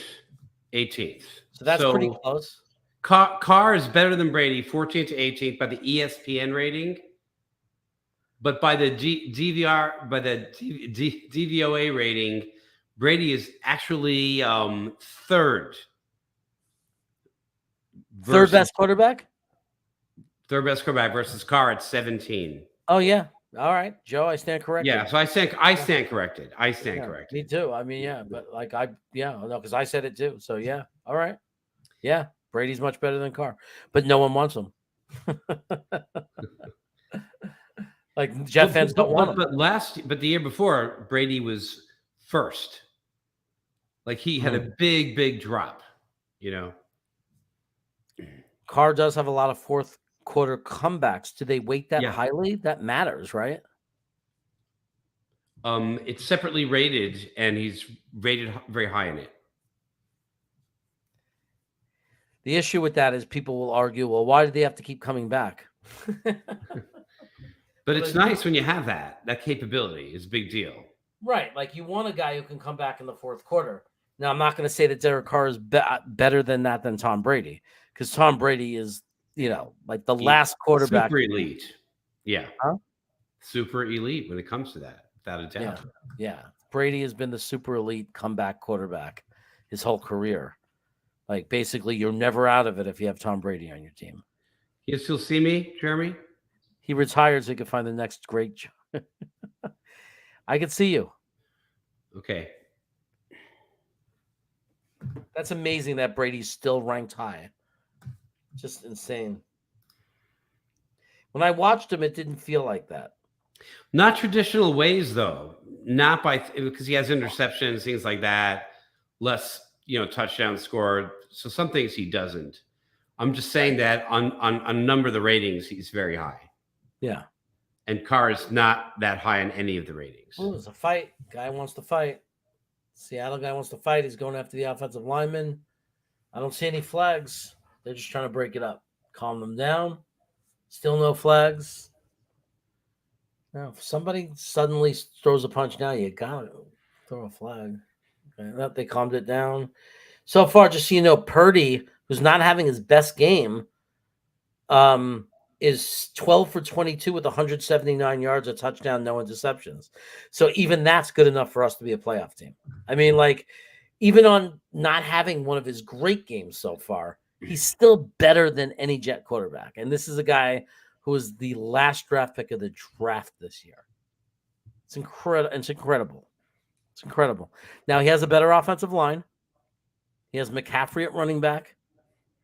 He has good receivers. And the Jets, I hate to say to be fair, but to be fair, the Jets, when they had an offensive line that was playing well and a running back that was almost unstoppable at times, McCaffrey, the Jets were winning. Yep. Yeah, the Jets were winning 6 yards. Yep. Well, yeah. I mean, look, if AVT and Breece Hall don't get hurt, right, and their offensive line would have been able to be healthy. I mean, with the guys they had, if Mitchell stays in healthy the whole year, if they have Fant and Dwayne like rotating, if Dwayne is hurt, whatever it was, if they had that, we were on pace. We were 7-4. I mean, we were on pace to be and we were playing up there with anybody. And that's so without good quarterback play, we were already on pace. Well, after we beat Buffalo, we thought we were in the playoffs after we beat Buffalo first. Hell yeah. Yeah. Hell yeah. We thought we were going to be a playoff team. I think that took us to 6-3 at the time, correct? Yeah. Yeah, I thought that's it. That's it. We're there. We've arrived. We've arrived. But then injuries. I mean, the injuries, injuries are an excuse. It's not an excuse. It's the truth. We lost our best two players on offense. And then you saw our team go to crap as soon as it happened. You know? Yeah. So hard to win without quarterback, and unfortunately, Zach Wilson couldn't, he just couldn't do it. They couldn't develop him, or he couldn't do it. Like, who knows? And Flacco couldn't do it, and Mike White couldn't do it. McCaffrey, yeah. Yeah, I mean, the other quarterbacks couldn't do it either. So White looked good before he got hurt. Yeah, you never know. Not great, but good. Competent. Shoulda, woulda. You don't know. Yeah. And then it's very, very legitimate to make the point that, but Mike White got hurt 4 times in 7 games so far. He's been injured 4 different times, and he's only played started 7 games. So that's an issue. Yeah, maybe we love the fact that he stays in the pocket, takes the hit, makes the completion. He gets killed. But maybe that's not how you survive as a quarterback. Maybe you have to sidestep. Oh, McCaffrey, is it a touchdown? They're not calling it a touchdown. It looked like it broke the line. They're putting it at the 6-inch line. We're going to watch it on replay. I think they might challenge it, or it's an automatic challenge because it's a scoring play. Wow, it looked like the ball got over to me, but it's hard. It might be hard to overturn. They don't care. They're not challenging it. They're just lining up. They're going to put it in. Purdy, quarterback sneak. They push him right into the end zone. Touchdown 49ers. That's how it should be. You should be able to sneak it in every time from the 1. Yeah.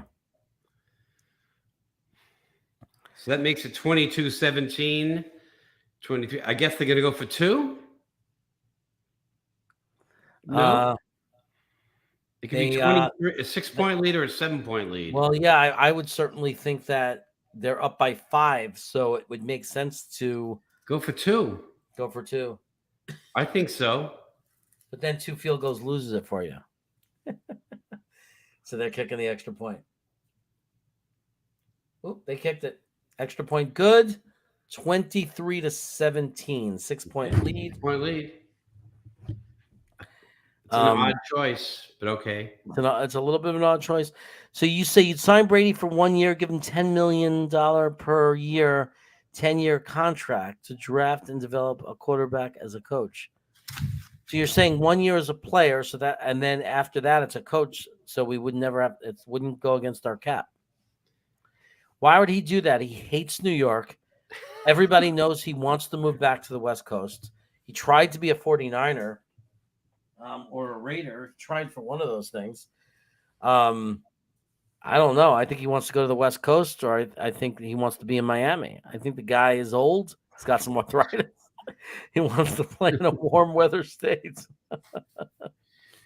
I'm sure it hurts when he plays. He hurts. And also he'll tell you that, like, I understand what you're saying. You're saying he'll play for only $10 million because we're bribing him with $90 million in coaching money. Yes. But who says he wants to be a quarterback coach and be under contract for 10 years? You know how much Tom Brady could make working for Amazon to call the Thursday night games? $20 million a year. Because that's what they're offering. That's what they offered the Rams coach, McVay. $20 million a year to work one night a week for 17 weeks. I need that job, Jeremy. I need that job. I know. I will do it. $500,000 a game. Yeah. So can you imagine what they would pay Tom Brady?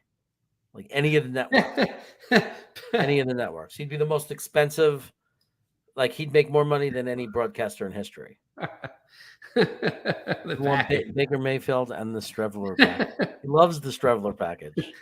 I like the Strevler package, but there's no way to carry Strevler anymore. Well, yes, there is. You can say number 4. What makes it so hard? Then he could get plucked because you can't protect him. Yeah, but no one wants him. You have to put him on the practice squad. Look,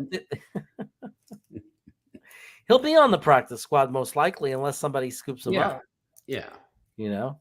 But like the question is, does he try to develop as more than just a quarterback? Like, does he really want to be a wild, like the guy from New Orleans? You know what I mean? Like really be a tight ends / quarterback / package wildcat, but I don't, it depends. The Jets are getting a new offensive coordinator. So there's no way to know. Who knows?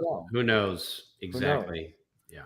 I mean, with a new offensive coordinator, they said they're willing to totally change everything. Like in other words, we might completely change the system. We might no longer be a West Coast offense. Like they might come back. There's only 3 really kinds. I don't know the names of the other 2. There's only like all the offenses are based off of 3 major ones. Like 3, it's 3 categories. One is West Coast offense. I don't know. The other must be the Parcells. The run, the ball, run. Well, the West Coast is supposed to be run too. Supposed to be, yeah. No, it is. There's also the run and shoot, the shoot and run, or something like that. I don't know. I just know we didn't really have an offense this year. That I know. Yeah, look, my offense, if I'm a coordinator, is which one's working. Set up the one that's working. Like I don't care if you set up the run with the pass, or you set up the pass with the run, but you gotta find out which one's working best. Go to it, wait till it's working, and then you mix in the other one.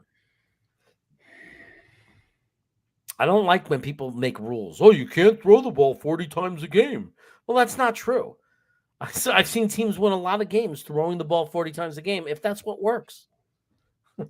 The old Chargers. Remember, they used to just every play was pass. Yeah. Oh, first down, Metcalf in the open field gets tackled at the 46-yard line. So now that Seattle is on the San Francisco 46-yard line, and I will officially say this, the San Francisco 49er defense up till now has not shown up.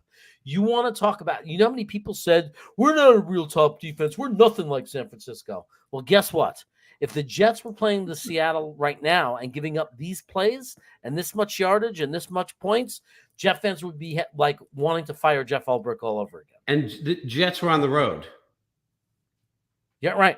Right. We were in Seattle. Yeah. We're in Seattle. The Jets defense is clearly looks much better when you're against Seattle as the Niners are looking right now. The Jets defense did a much better job. So just want to throw that out there.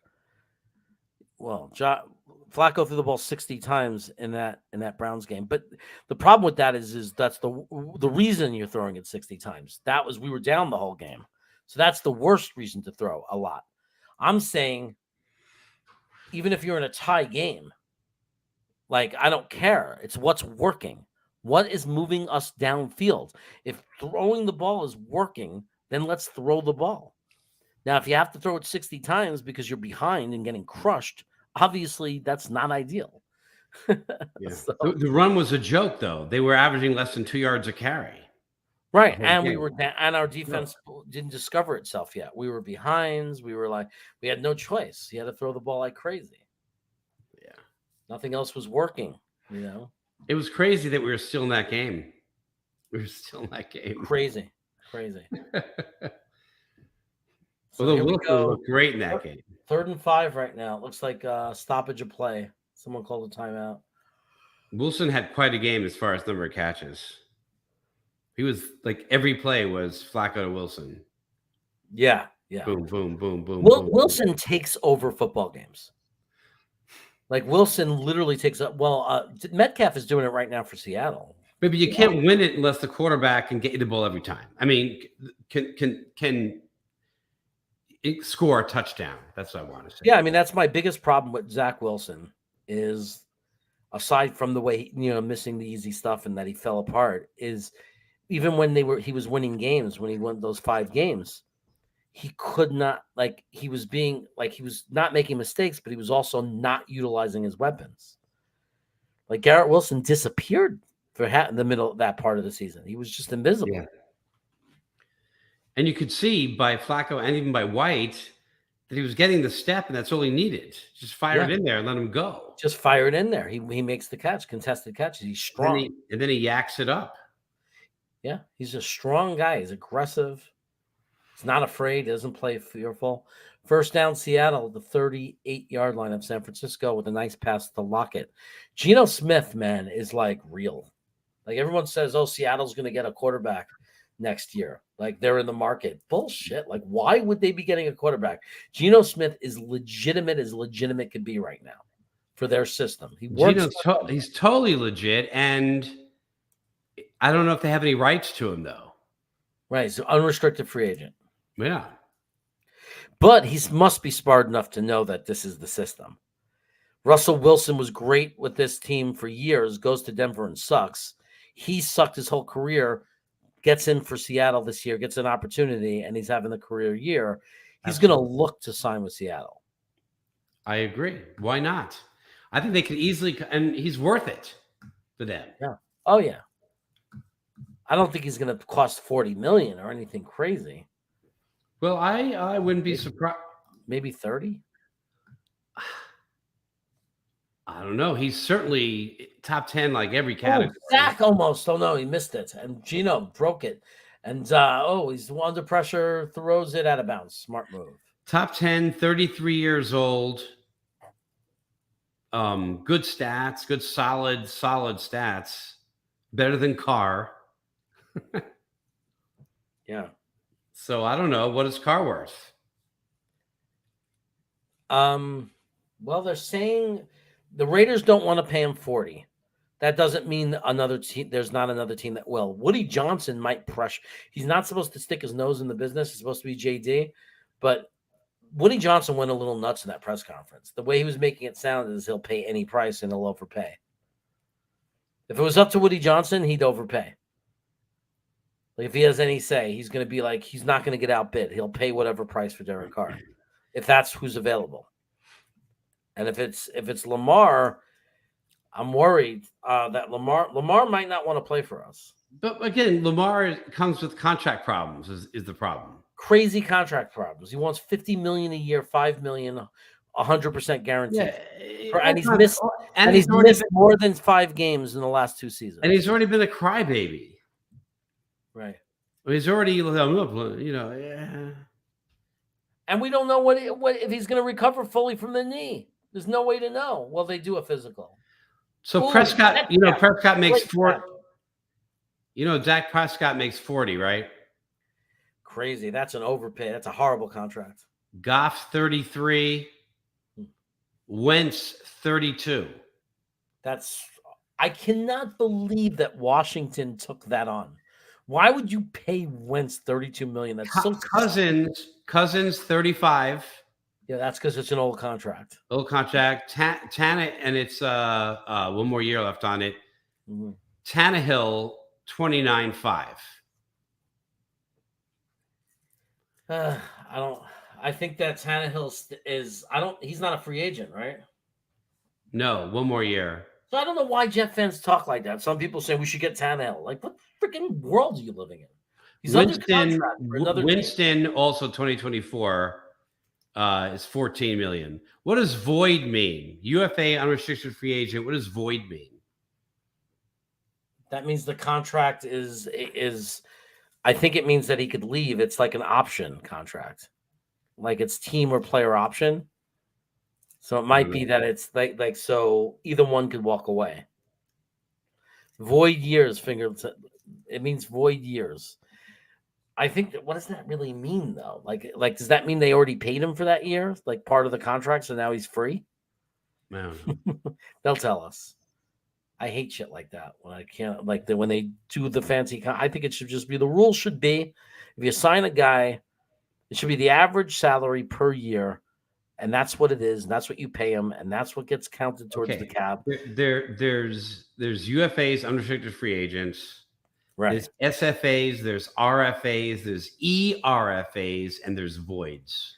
RFA is restricted free agent. That means the team has a chance to match whatever you offer them. Yeah. And plus they have to give a draft pick. So like you could assign a draft pick to a player and say, well, if you take him, it's going to cost you a second round pick. But it forces you to pay that player a certain amount of money if you protect them with that level of pick. An ERFA? I don't know. And if anybody knows, tell us. I'm just saying these contracts just have like a 2024 space void. That's how they're characterized. Yeah, I don't know. I know I've seen that too, and I don't know what it means. It can't be that only the 2024s have a void on them. Only the contracts have a year, and they're either unrestricted free agent. Most of them are unrestricted free agents in the out years. Void. Void. I don't know. Maybe it just means that they don't cost anything if you trade them or cut them.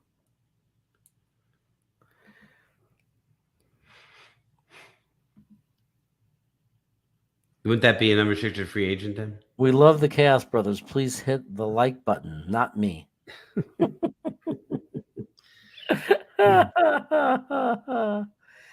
Just dummy years and spreads the cap hit. Got it. What is it? It's like spreads the years out of the contract in order to spread the cap hit. So it's like we're paying you $100 million for 4 years. We're going to pay it all to you in 3 years, let's say. And then we're going to, we own you the last year. What? We own you the last year. We still own you the last year, but we're paying you all up front. Right, Finger Legs? DK Metcalf is awesome. You think? He's having a great game. Career game. One of the best in his career. I mean, he is unstoppable. And it's opening up Lockett, too, because of that. But I'm telling you, I feel like we have our Garrett Wilson is like that guy for us. I really do. I feel like it's very similar. And don't forget, Garrett Wilson was a rookie. Like, he made mistakes. He's going to get better. He dropped some because he was trying to run too soon. Like, he was over. You know what I mean? Like, he made fixable, like, mistakes that are going to – he's a rookie, man. No wide – I've never seen a wide receiver as a rookie get worse. Like, they usually get a lot better. Oh, and he was so good already. So good. So good. I mean, just for a rookie to play that well. Can you imagine if we had a competent quarterback, the numbers? Somebody said in the chat, and I agree. He possibly could have had 1,400 to 1,500 yards this year. Well, then wait a second. So what's he going to have if we put Carr under center? Oh, my God. I honestly – the guy who throws 4,000 yards. Right. How could he not have 15? I honestly believe he'll be 1,500 plus yards. I honestly believe he'll be a 1,500-yard receiver, especially because it's not only that he'd have Derek Carr. He also is a year older. Yeah. You're much better the next year. You come in more experienced to camp. The only problem is it'll be a new system, but I don't think that's going to affect a guy like him. Salah said something about more. He said second year, a lot of guys step down a little bit. And third year, they explode. Yeah. I don't know if that's true. That's just Salah said that in the press conference. Yeah. I mean, it's true sometimes, but I think he's a little married to the idea because that doesn't always happen. Geno Smith fumble. Niners got it. Jesse Abram, the captain, fell on it. Niner ball. That was huge. They're up 23-17. They were in the red zone. Geno Smith fumbled the football. They're showing a Niner fan like this, looking very upset, in shock. But let's see. Jesse Armstead knocked the ball loose.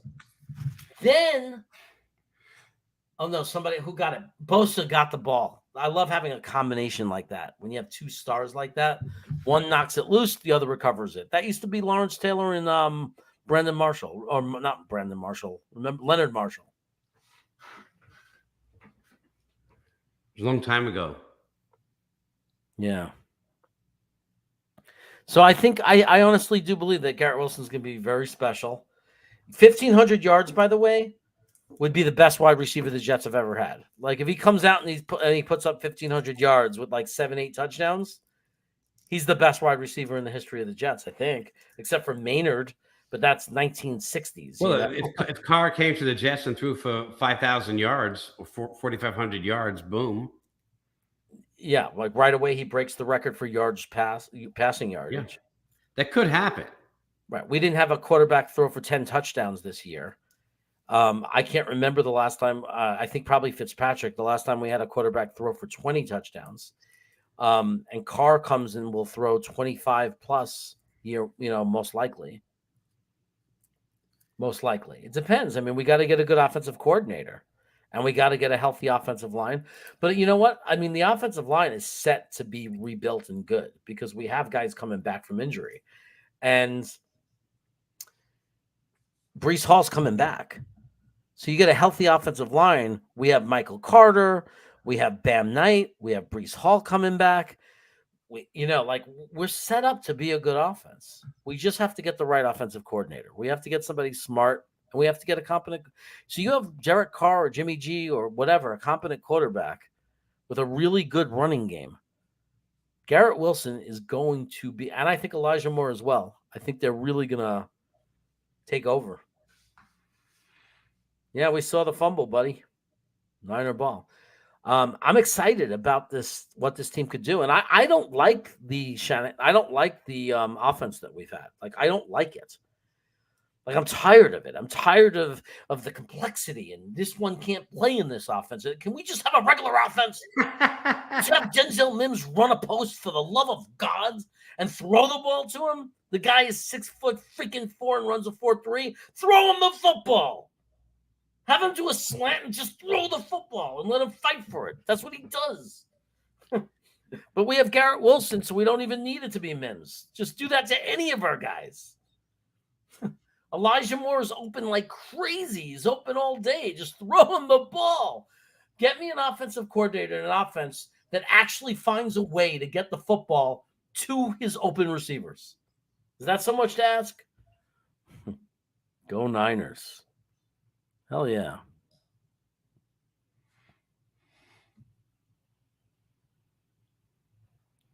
Yeah, that's what I meant, Modine, you old man. Cancer-ridden Modine. Old, shaven yellow off of his body.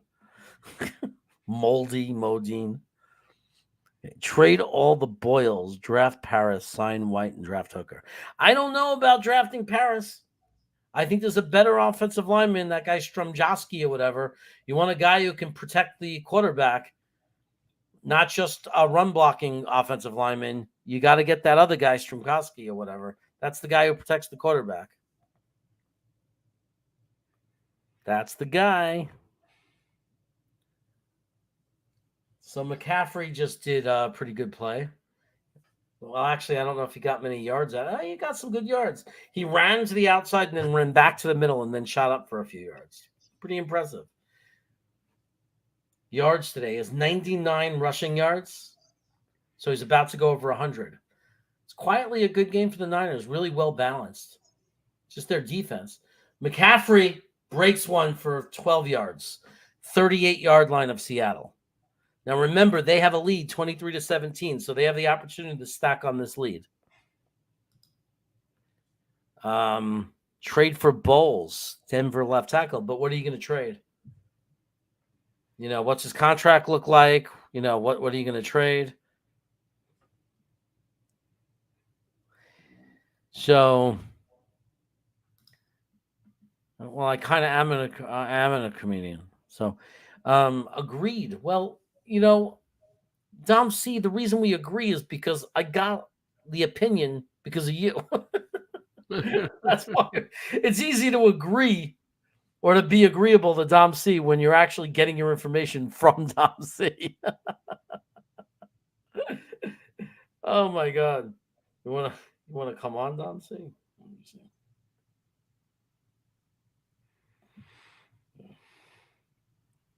Let me see. Let me see this. Lee. My brother Lee. So we're at a commercial right now. The Niners have a chance to really beat Seattle down because what's going to happen is you're going to put Seattle in a position where they need to pass the ball. And that's not like under pressure and press the ball. And Geno Smith is a little bit of an interception prone guy in this situation. When they're behind and he has to air the ball out, he throws picks. So this is a problem for San Francisco. I will say that right now. How do you get to my sent folder? Sorry, guys. I'm trying to figure this out. I hate this, man. Oh, here we go. Sent. Pin unread. Mentions me? No. I want sent. How do you filter to sent? I hate using a phone. Yeah. Anyway. It's ridiculous that I can't get to my sent folder from this thing. Okay. Just going to do this.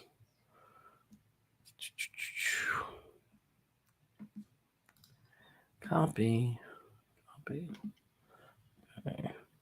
So we're at a commercial break right now, guys. We're taking a little bit of a 1 minute slowdown in our talking because we're in a commercial break. But man, we've talked so much about Jets quarterbacks. It will never get old until they get their quarterback. That's and then correct. when they get the quarterback, it's going to be nonstop. Half the fan base is going to be cursing and yelling, and the other half is going to be happy. You know what I mean? And then we're going to fight with each other over whether it was a smart move or not. That's this fan base. It's like always a reason to fight and argue, always a reason to hate each other. You know, the chaos take a break. I'm not really taking a break. I'm trying to do something. I'm trying to email me the link to this StreamYard so I can get it to Dom in case he wants to jump in too. Talk about some players. You never really know with Dom. Brady is void. The others are all mostly UFAs, the guys available this year. Yeah, but he's void, but he's not under contract with them. You know what I mean? So it's not like he's so I don't know why it just doesn't say free agent. You know what? Dom, see if he can get in here. He knows, like he could tell us what the hell void means. So let me see if he's out there. There you go, Dom. Dom, see, we need you to explain what void means. It looks like was that a touchdown for the Niners? No. First and goal, though. Oh, it's a flag. Right? No, how did that happen? I didn't see that again. So the Niners, Purdy fakes the handoff, play action pass, throws it up to 15. Who is that? Johnson? 15? My God, show him for the love of God. It's hard without sound, guys. And when it's not your team and it's no sounds, it's really hard. But it's number 15, whoever that is. Again, he throws it away. Okay. That's intentional. He wasn't outside the hash mark. They called it on Flacco. They didn't call it on Purdy. I think he threw it at the foot of his offensive lineman. But I think that's bullshit because the offensive line is ineligible receivers. So I don't, to me, that's grounding. A guy's about to sack you and you throw the ball at the feet of your offensive line and you're not outside the pocket. That's grounding. Tight end, baby. Apparently not. Oh, it could have been the tight ends. Yeah. Could have been Juice. That's all I can think about. All I can think of. Well, they didn't call it. 3rd and goal. 2nd and goal. 2nd and goal. 7-yard line. This puts him way up. Takes the hands off. He's getting sacked. He breaks the sack. He hooks around and throws it to the running back who scores for a touchdown. It was Elijah Mitchell. That was an amazing play. Broke a sack, started running the other direction, and then threw it in front of him 5 yards to his running back. Now, you might say, oh, easy play. What's so amazing? Well, Zach Wilson was not able to throw a 5-yard pass to his running back. He would have thrown it at the guy's feet. Love Huff. That's the difference. What am I going to do about Huff? That's one of the things. That's a perfect example, Paul, of say goodbye to Huff if we get Lamar Jackson. Like, this is what fans have to understand. There's no money. If we were to get Lamar and pay him $50 million, Huff is gone. Unless you don't want Quinnen Williams. So if you want to retain and extend Quinnen Williams and you want to pay Lamar $50 million a year, whatever it's going to cost, goodbye Huff. But without worrying about that, I think they made a mistake. They should have extended Huff during the season. The longer they wait on Huff, the more expensive he's going to be. 2-point conversion is good. Kittle. So now they got the 2 point. 31-17. Two touchdowns. So, yeah, Purdy plays like Zach, except he actually throws the ball to his receiver instead of into his feet. But, he plays like Zach, but he's good. He doesn't throw incomplete passes all day. And that's the thing. It's like, here's Purdy running on the run, making a short pass. So it's like everybody's got to stop acting like Zach Wilson's the only player alive that can run and throw a football. So what are we going to do about Huff? We have to sign him. We should have extended him during the year. Like, it was a big mistake. The fact that Huff is not extended, to me, is a huge mistake. He played better than Lawson, in my opinion. He played better than Lawson. And can you imagine? Rush. I just wish that somebody would speak up for Bryce Huff. Like, that. This is the problem I have with Robert Saleh and Jeff Ulbrich. You have to learn from New England. You have to watch. Oh my God. You have to watch what Belichick does. They never complain that he's being held. Therefore, the ref is never going to call it. If you get in the ref's ear every play that he's being held, they will start calling it. And they are holding Bryce Huff every single play. Every play. Watch. They wrap their arms around him. They're holding him because they cannot stop this kid. He gets such a good jump. They have to re-sign Huff right now. They have to get him under contract. I hate the fact that they're waiting. It's really, really annoying that they don't have him under contract. This is a big mistake for our team. I mean, yeah, not only should he have a contract, he should be playing more. But look, you got to get JJ in there too, because JJ seals the edge. On running plays, you got to have JJ in there. So Cooper Rush is 30 without the experience. Yeah, look, guy comes in and has a couple of good games, and we fall in love with him, right? That's typical Jet fans. You forget everybody that's saying Mike White wasn't the guy. It's interesting because after the first game, after the Cincinnati game, half the Jet fan base said he's our quarterback forever. Don't ever say, you know what I mean? Like they thought he was a superstar. Then he threw the 4 picks against Buffalo, and nobody talked about him again. Everybody quietly fizzled away. He had a couple of great games, Mike White, but a couple of horrible games. Very competent. He's a competent backup quarterback. Healthy when he's healthy. He was not healthy during that game, like against, when he came back. Like, he was not healthy. Yeah, I know. He was playing hurt. I mean, and I saw it. Like, even they saying, the second half after he got hit. No. I watched it in the first quarter. I saw his face after he threw the ball. It was hurting him to throw the ball. But yet everybody will judge and write him off. Look, I'm not saying he should be the starter, but I hope to hell we sign him as our backup quarterback. I thought that was Zach. Well, he's going to be our backup too, which means I'm talking about if we got Derek Carr, for example, Mike White would be the backup. Zach is the QB3 that's developing. Like, I think the plan for Zach is that he's QB3, that he's not even going to dress for another year. Unless he's amazing in camp. I mean, I think there's a chance he's going to be much better in camp. I think there's a chance he's going to figure things out in the offseason. He's going to get his fundamentals back. He's going to come in refreshed, and he's going to win the quarterback 2 job. There's a very good chance of that happening. So how much are we going to have to pay Mike White? He made 2.5 this year. We're going to have to pay him 5? No.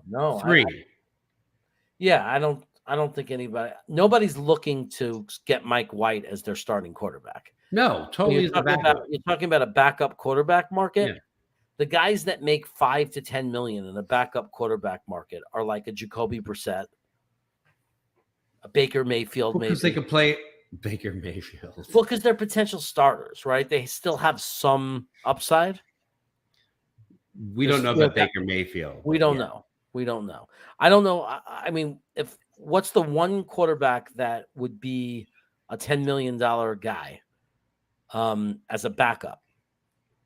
Like Jacoby Brissett might, because people might be bidding for him because he was good. But they wouldn't be bidding for him as a backup, I don't think, at this point. No. I think he's going to start next year. There's a good chance. I think he's going to start. Good chance he starts. Good chance. Because there's a lot of need for quarterbacks out there. I mean, honestly, if I'm Houston, that's a perfect guy. Like, you draft somebody maybe to develop, and you go with Jacoby Brissett while you build your team. So it's not disgusting for the fans. Like, you have a competent quarterback that's like somewhat competent, but he's not expensive, and you build your team around him. He's an unrestricted free agent, $4.5 million this year. I think he's going to get a raise. I know he's going to get a raise. I can't imagine him not getting a raise. I mean, I think he's going to get 7 to 12. Because I think he's going to be a starter. Yeah. I'm just looking at how many starters there are, out there. Like, I'm not crazy shocked or upset that they fired LaFleur, but I do know whether he deserved it or not, it's also part of a scapegoat situation. Like, he's definitely being scapegoated. There's no doubt he's the scapegoat. Like, they wanted someone. So, like, I know for a fact Woody went into that room and said, somebody's head's going to roll. Deep pass, Gino. Metcalf, through his hands. That would have been a ridiculous catch. That was on 1st and 25 because of penalties. It's now 2nd and 25. Seattle is at the 19-yard line, of their own 19-yard line. James Winston, $14 million. You think so? Or is that what he made? 2-year contract, $14 million. Well, he looked good his first year with New Orleans, like that he played, like under Peyton. He was actually looking really decent.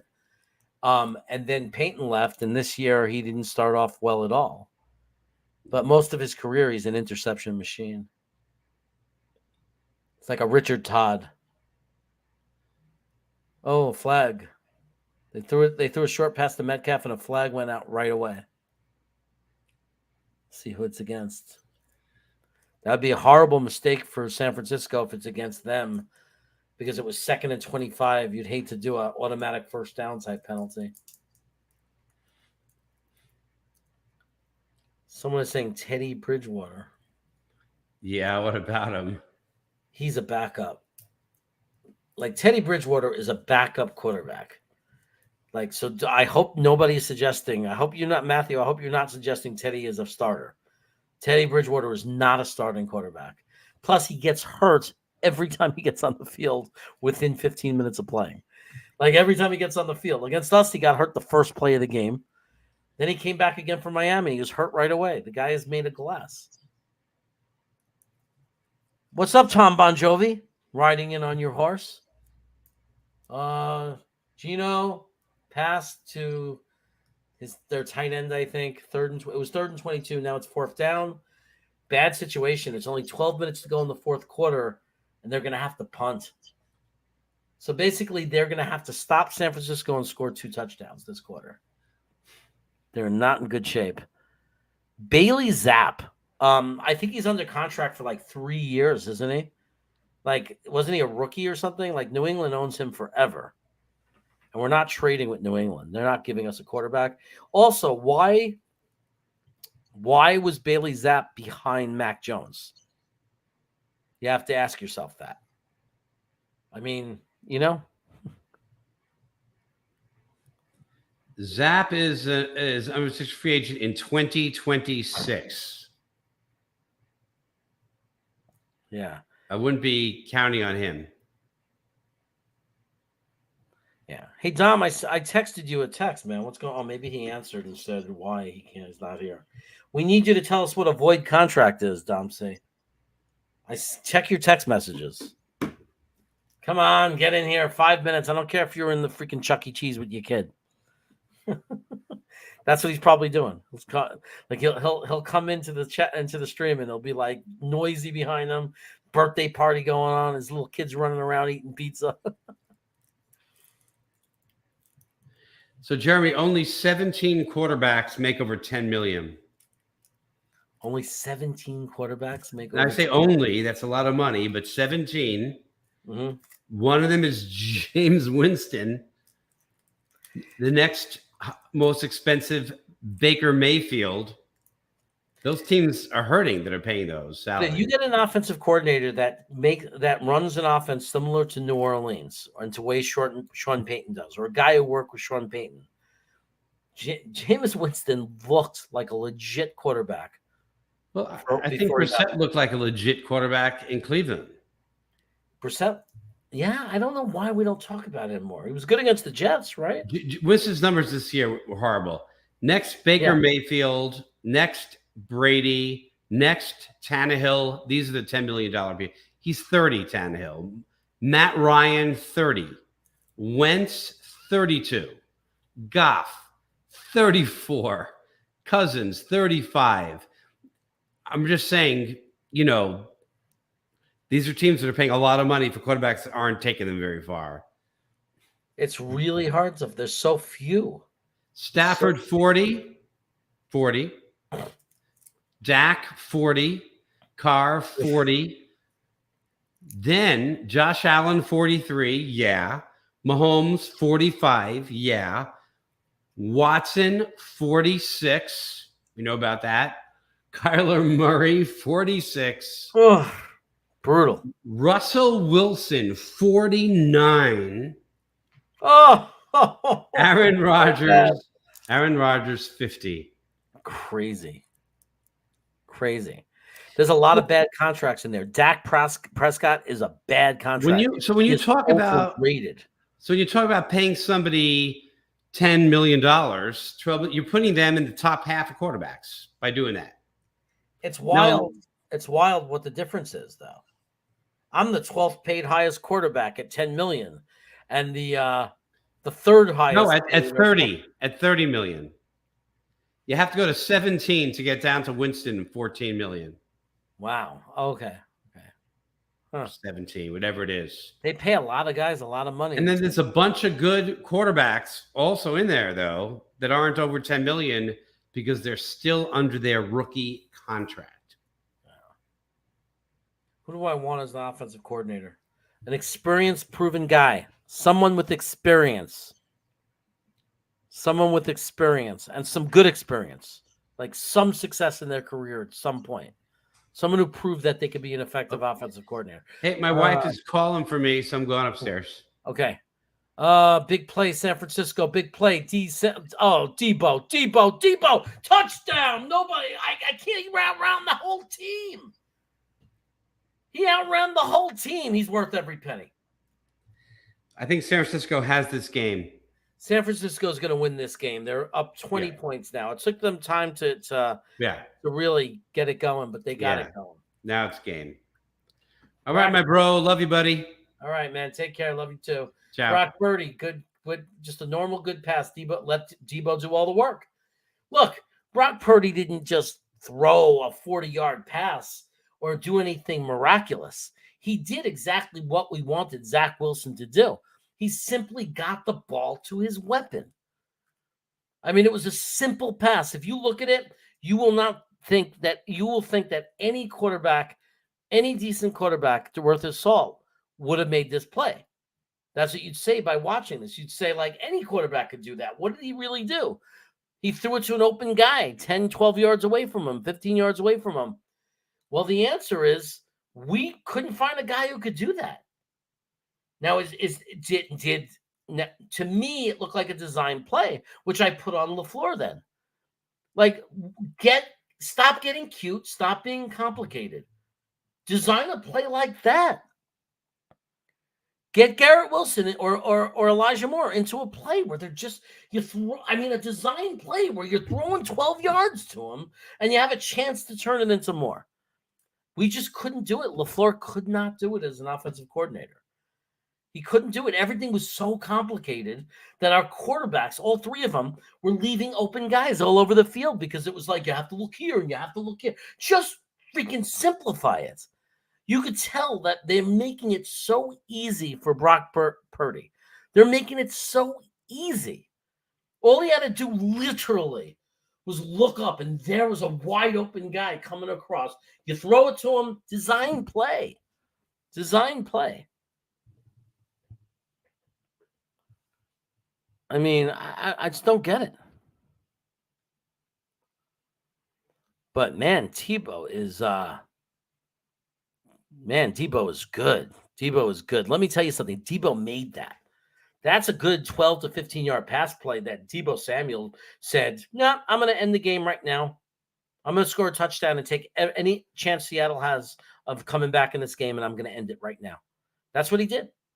I mean, if you saw him run down the sideline right now, I mean, great blocking, which we have on our team, by the way. We have wide receivers who block. So there's nothing I saw that we don't have. We have two players who were easily capable of making that play and running it in. I mean, Debo's great. I'm not saying they're as good as Debo. I'm saying they're capable, if we get them the ball, of doing those kind of things. Garrett Wilson, Elijah Moore, they're capable. You know, one would argue that Denzel Mims has that capability too. He has the speed. Would you have White as your starter at $5 million and draft a quarterback third rounds, or pay Carr $30 million? That's the question. That's the question. That's the question. Because what if you get Carr and we're not winning? What if he's not enough? And part of the problem is after paying him, we can't get the extra player or two that we need. Where with White, he's good enough that with the two extra players that we need, we'd be able to do it. Because maybe it depends on who our coordinator is. It depends. I mean, look at San Francisco right now. I'm telling you, there was not Brock Purdy just threw an 8-yard pass to Debo Samuel. That's all he did. The numbers are going to make him look like a superstar, but I'm telling you, he just threw an 8-yard pass. And I'm not saying he's bad. I'm not putting him down or taking any of it away. He did his job. But the point I'm trying to make is we might not need a superstar quarterback. If you have good players and you have a good system, you don't necessarily have to have a guy who can run and on the run throw across his body 40 yards. Interception, Niners. Amazing. Now they're just dominating. But you don't necessarily need that. So when you say, do we need Derek Carr? Well, you know what? Let's see who our offensive coordinator is. We've seen now. I mean, we saw Stafford win a Super Bowl. Did Stafford have that much bigger of a name than Derek Carr when they made that trade to Rams? Did you think of Stafford at a different level than Derek Carr? I don't know. I don't think the numbers would say that they were that different. I'd say they were similar level. They were in the same tier, right? I mean, it's situation. It's situational football. It's like what, where are you? Where are you playing? Who are you playing for? What are your weapons? What is the need of that system? Now, because we don't have an offensive coordinator, we don't know what our need is. We don't know what the skill level of our quarterback has to be. Now, this I know is a lie. Like, I know he doesn't feel that way. What happened? Now everybody's accepted that Zach Wilson stinks, Dean, so you have to jump on the other side and now say that he's good? Old man. Anyway, we got Dom C. Dom, you look very Italian today. Hey, Jeremy. I can see you in a white T-shirt right now, stirring the gravy. I took my nice fresh fade, and that's about it, man. How you doing? I'm okay. Hey. I'm a little tired of talking. It's been on for 2.5 hours. And this game is starting to connectivity issue. This game is not. Yeah, well, I didn't expect it to be one and as long and hard as they were. Yeah, you're a little choppy. Now get this. Brock Purdy is now over 300 yards, 3 touchdowns, no interceptions. But he's not doing anything crazy. He's not working any miracles. Oh, I know. He's just making the easy look easy. He's just doing his job.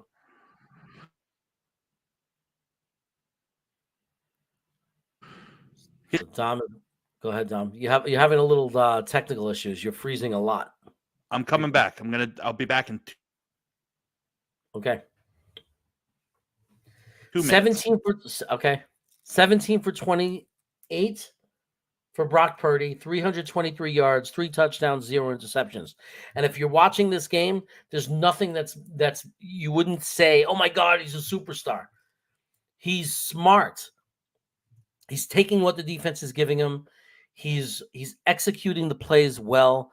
He's doing what any NFL quarterback should do. He's making easy passes look easy. And any NFL quarterback should be able to throw 8-yard, 10, 12-yard passes. Like, it is not difficult for an NFL quarterback. It's difficult for me, but it's not difficult for an NFL quarterback. Do I know that Zach Wilson can eventually make those plays? I don't know. Who am I, a sorcerer? I don't know. Something got in his head. Something screwed his head up so bad that he can't throw a short pass. I don't know what the hell happened to that kid. He wanted to be a superstar. It's like, stop trying to be a superstar and just throw an 8-yard pass to your guy. If you can make those easy throws, would the Jets offense look better? Jets guys, no. If could make them. Yeah, if the Jets offense could, I don't know what you're saying. I think you're trying to say, if could make those easy throws, would the Jets offense look better? If any Jet quarterback could make those easy throws, of course it would make us look better. But we didn't. And I don't know why, Tammy. I don't know why we couldn't find a quarterback that could make it. Mike White was able to. The problem is he got hurt. He got hurt. And people don't understand when they would get mad at him. He's checking down too much. He's checking down. But eventually, if you're checking down, I mean, what the Jets needed to do, what Mike LaFleur needed to do, was he needed to put Elijah Moore and Garrett Wilson in positions where he could check down to them, or they could be the easy guy, or you just have to be patient. You keep checking down, you keep drives moving, and then you get the ball to Garrett when it's there. But the reality is that we couldn't get quarterback play where they would find these guys. They wouldn't. I mean, like, you can't check down when you have a wide open guy in the middle of the field. And even Mike White, like we all saw the play, Denzel Mims wasn't covered. In an uncovered guy, 6'4", how do you miss him? In the middle of the field with doing this with his hand, with his arm. Hey, like doing the thing, the signal that a receiver does. Broken coverage, throw me the ball and it's a touchdown. And for whatever reason, Mike White didn't see him. I don't know. It's like a vision thing. But I'm telling you, a good, competent quarterback, like better quarterbacks in the league, they don't miss those plays. You can't make that mistake as a defense in the NFL when the other team has a real quarterback. In the NFL, when you leave a guy unopen in the middle of the field, the other team throws an easy touchdown pass. We couldn't do that. I don't know why. What's up, Tom? Hopefully this is better. So far, so good, right? What is a void contract when it says void? Like voidable years in a contract? Yeah, like we're looking at Brady's contract, and for 2024 it says void. or for any So player. Void, no, well, I mean, so in essence, avoidable years added to a contract is just a way for the team to elongate the signing bonus. Okay. So I think Dwayne Brown, if I'm not mistaken, I think I got to check that out. But I think Dwayne Brown has voidable years in his contract as well. So let me just see. But does that mean the player doesn't get paid? Correct. It's dummy. It's all dummied up. So let me see if I can find Dwayne Brown's contract. Is the player a free agent because of that? Like, or are they under contract still because they got the bonus? No. It's a way. So 20,000. Just picture this way. All right. Jets Chaos signs 2 years, $20 million. Right. Yeah. Okay. So but the Jets are tight in the cap right now, right here, right now. Mm-hmm. So what they do is they add 3 voidable years to the end of that contract so that they can kick out the signing bonus over that 5 years to fit you under the cap now. Now, when if they choose to void the contract at any time, you can void a voidable year can be exactly just void at any time. The team would then be responsible that signing bonus that has yet to be paid would accelerate into the following year's dead cap or salary cap. That makes sense? What if you didn't do anything? What if you wanted the player to play that voidable year? But I mean, then it's a legitimate contract, but it Right. never. I mean, I don't know if you'd probably just rework or restructure at that point. They're dummy seasons. They're dummy seasons added to the end of the contract. And the player, but usually the player would have an option to get out of it then. Oh yeah, absolutely. In Right. essence, it's okay. So let me pull this up and let me see if I can share my screen and help with you. I think this is what was giving me trouble last time, so I don't want to go crazy here. Look at Brock Purdy. He's good. He's okay. He's good. He's good. Listen. I know. He's got good pocket presence. He's really good at avoiding tackles. Oh, he just made what looked like a superstar play, but they dropped the ball. Tebow couldn't hold on, or Ayuk. But he's really good in the pocket at sensing. Like he has that sensor. He senses where everybody is. I don't know. Like if you watch this last play, it's pretty freaking exciting. Like he's running up and down the field, avoiding guys, and then he throws and then he's able to stop, pivot, and do what Zach can't do. He's able to like step through and throw a good pass. Yeah, that was actually a beautiful pass that Ayuk just dropped. Beautiful, step through it, through a perfect pass to the corner of the end zone. Do you mind if I present real quick? Yeah, go ahead. Share screen. Let me know when you can see it. Can you see it? I see it. So let's get a lesson. Okay. So this is CJ Mosley. Okay. So you know that in 2022 we restructured him, right? Yeah. Okay. So in essence, we took the remaining money that it was on his contract, right? And I don't remember what it was when they were structured. Actually, I could probably look at the history. If you look at the history, I thought it was going to be like 23 million or something. So it was, yeah. I forgot what the number would have been this year. I don't know, to be honest with you. Just full it feels weird. We should have just done it and not restructured and just taken the hit because we were able to afford it this year. I don't know if we would have been able to. We wouldn't have been able to sign Dwayne Brown. We wouldn't have been able to sign, probably Oboye. I can never say his name. Oboye or Mike Remmers or any of those guys. So and so. Did we pay Oboye real money? Like those guys actually cost. I mean, yeah, they actually cost something, sure. 2 or 3. Yeah. But if you look at the contract, so 2022, it was renegotiated and it was a 4-year deal, right? Mm-hmm. 1, 2, 3, 4, with two of the, or it's a 2-year deal with 2 void years. What they're able to do is they're able to take the prorated bonus and split it up and make it smaller throughout the entire length of the extension. That's what the voidable years. And there's a little note here. So that's on dead cap money if we cut them, right? If we release them after that year, it's dead cap. Yeah, you see it right here. Dead cap money is right here. If we release them before the 2025, we're gonna have this in dead cap. If we release them here, we're gonna have this. But it's never gonna get to this point. In essence, he got a contract for 2023 and 2024 is negotiable. They might renegotiate again if they wanted to keep him for an next year. But there's a little note here that the contract voids in 2025. So he's not going to these years, 2025 and 2026, he's not going to see.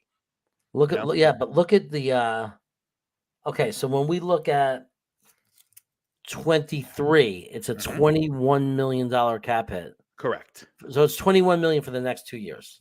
It's $21 million for the next 2 years. Now, realistically, is he going to see $21 million? Yes, he may, but it's not going to be structured like this. How are they going to get out of that? Well, I think what they're going to do, if they don't renegotiate again, what they're going to do is they'll probably convert a lot of this base salary into a signing bonus. It's still the same.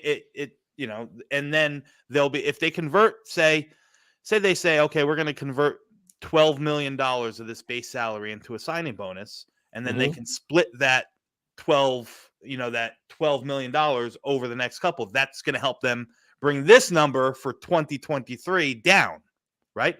Just say, again, hypothetical situation. They say, okay, we're going to give him a base salary of $2 million. So we're going to take $15 million of his base salary. We're going to convert it into a signing bonus. That would take his prorated signing bonus, or his signing bonus for this year would be $19 million and change. They'll then prorate that over the length of these 4 years, and it'll bring his 2023 salary cap down from $2 million plus whatever 19 divided by 4 is what, Jeremy? You're a math guy. Just about under 5? About okay. 4.5, 4.7. So it'll bring his cap, just say 4.7 plus 2 million. It'll bring his cap number down for 2023 from 21 million to about 6.5 million, which is a lot more doable. So the issue is each time you do it, you're kicking more money down the road into those 2 void years. So those 2 void years are going to get more and more. Yeah, on all 3 of these, 24, 25, and 26. Right, but then they're going to do the same thing and renegotiate 24. Yeah. And kick it into that's the old Dallas Cowboys model. It's what the New Orleans Saints follow. They do a lot of that. They always convert money to free up money this year and worry about the future in the future. If that makes any sense. I know that was kind of an elongated explanation of voidable years. Yeah, Tigo was saying that in this situation, because I know you were just giving an example, he seems to be saying that the most we could do is get it down to 13.5 million, and that we could only do they can only save a maximum of 8 million if they convert it to a bonus. I don't know what he's talking about. Yeah, I'm not sure either. Listen, I don't think you just looked at the numbers and it seemed to work. Yeah. Listen, I don't know. I don't know if it's something that's that's on the cards in the books. I can tell you this much: I'm almost confident, through hell or high water, CJ Mosley is not going to play 2023 with a $21.5 million cap hit. Right. That's not going to happen. They're going to work it out. They're going to work it out one way or another, whether they convert some of it into a bonus, whether they, whether they renegotiate it, whether they restructure, like this has a restructure option, but I'm not exactly sure how it works. If you see. I mean, look, he wants to win. He's a team leader. He's going to do whatever it helps to win the team, to help the team win. I think he's fairly happy with the money he has. He has millions and millions of dollars. I just think he's that kind of character. He likes his role with this team. He likes this organization. Absolutely. I think he really, really means it when he says he wants to see this thing through, Listen, he could have got up and he probably could have, he took the extra COVID year off and that was, a personal decision based on him and his family and having some sick people close to him. And at that point, no one really knew what the whole COVID thing was about. So I don't hate him for it. You know what I mean? I don't knock him for it either. But it'll be interesting. Like I think he means what he says. Like, he kind of believes here. I know he did most of his damage in his career as a Baltimore Raven, but he's a New York Jet now, and he's been through the struggles of it. And now I think he's going to be part of the solution as we get through those struggles. I mean, realistically, it's going to be 33, 31 years old next year, so he doesn't have much juice left. He's got 2 or 3 more years in him. Yeah. So he's no, those are all good points. All good points, because it's like he's obviously gonna, now tell me this. go ahead. Is he the kind of guy, would this be better for him or worse? Is he the kind of guy where, let's say he loses that little bit of a step, let's say Sherwood is faster and better equipped, can you move him out to the outside? Can Jay Mosley play on, some? No, I don't think so. I think he's a Mike. Listen, for all that he does good, and he does a lot good. This is not I hate CJ Mosley, rant, because I don't. I really, really like the guy. And I love him on my team. He's definitely lost a step. You know what I mean? And he definitely has his struggles, especially when asked to cover man to man. Like, how many times did we see? I mean, even the last game, do you remember when we saw Quincy Williams, just the defensive formation and then the shifts at the offensive formation? And you saw Quincy Williams manned up on Tyreek Hill. Yeah. Right. Can you imagine if that was CJ Mosley? You can't. It's impossible. It's impossible. So if he was playing that outside back or that will linebacker or the Sam, one of those twos, it's going to be, there's a lot more responsibility on him in, pass coverage, in man to man. Right now, you're putting him in a worse situation. Yeah, right now, I mean, at worst, he always, he plays, he does fine in zone coverage, and at worst, sometimes he's got a man up on a back coming out of the backfield. I don't want him. I don't want to have him in man coverage against anybody else at this stage of the game. Right. And then, okay, so here's the thing: why can't they play Sherwood somewhere on the outside? He was a safety, isn't he? Good in coverage. You know what, Jeremy?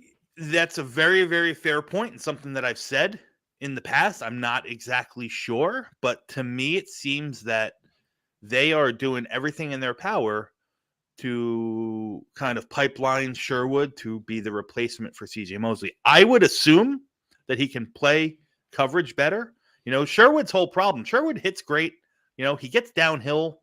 I mean, you got the limited defensive snaps that we saw him. You almost always called his name. He was always involved in the tackle or, in the mix right there. So his big problem, because he's a little bit undersized and he's still learning the position, is he's still working on figuring out how to disengage from blocks, block shed. You get a big guard out on them, and they get their hands up on on Sherwood, and he has trouble getting away from that. You know what I mean? Yeah. So yeah, I would think playing him more in space, like something similar to what oh my God. Not Quincy Williams. Who else did we have? Quan Alexander. Something Quan Alexander. I would think he could do that, but for some reason they haven't put him there. They brought in Hamza to do that. Yeah, I don't know. Maybe I'm reading too much into it. I just thought that he played really well. He had that tiny opportunity when CJ came off the field, and he looked so good in that 3 or 4 play run that I just wanted. Like, is there any way to get this kid on the field? He looks really like he could be part of the future. Yeah, and I guess. Well, I definitely think he's part of the future. I don't know. I'm in agreement with you. I don't know why they don't play him off ball linebacker a little bit more. So, yeah. So somebody here, who was it? I saw in the chat, Joe Campione. I'm going to take this over for a second again, Jeremy. He wants me to pull up the 2024 cap for the Jets. Okay. Thanks for the message, Carmelo. Yeah. So we are on the track of getting back to normalcy in this house. There is still some sadness that exists. And there's going to be, my friend. That's something that's doesn't come easy. So here's 2024 as a team right now. These numbers mean nothing because, we haven't signed anybody in 2023 yet. So as of right now, we stand at $112 million in cap space in 2024. Again, that's not inclusive of, two draft classes and any free agents that we sign or any other moves that we make on our roster. But that is including like that 92 includes Corey Davis and This is 2024 now. I'm not next year, the year after. Oh, okay. I hear you. Yeah. We have 26 guys under contract. Okay. So you Mhm. see, the biggest cap hit by cap number, if you sort by this column here, CJ is going to cost 21.5. Lakin's going to cost 17 million. However, We can here's get our of that. out. Yeah, you get out of it with $4 million in dead cap and a $13 million savings. DJ Reed is another one. This is his last year of the deal. At this point, you'll probably have to make a decision on DJ Reed. Do you extend him? Oh, please extend him. He's worth every penny. Yeah. Well, it's 2 years down the road. Let's see what happens. Again, I'm not trying to sound negative, but that's the reality.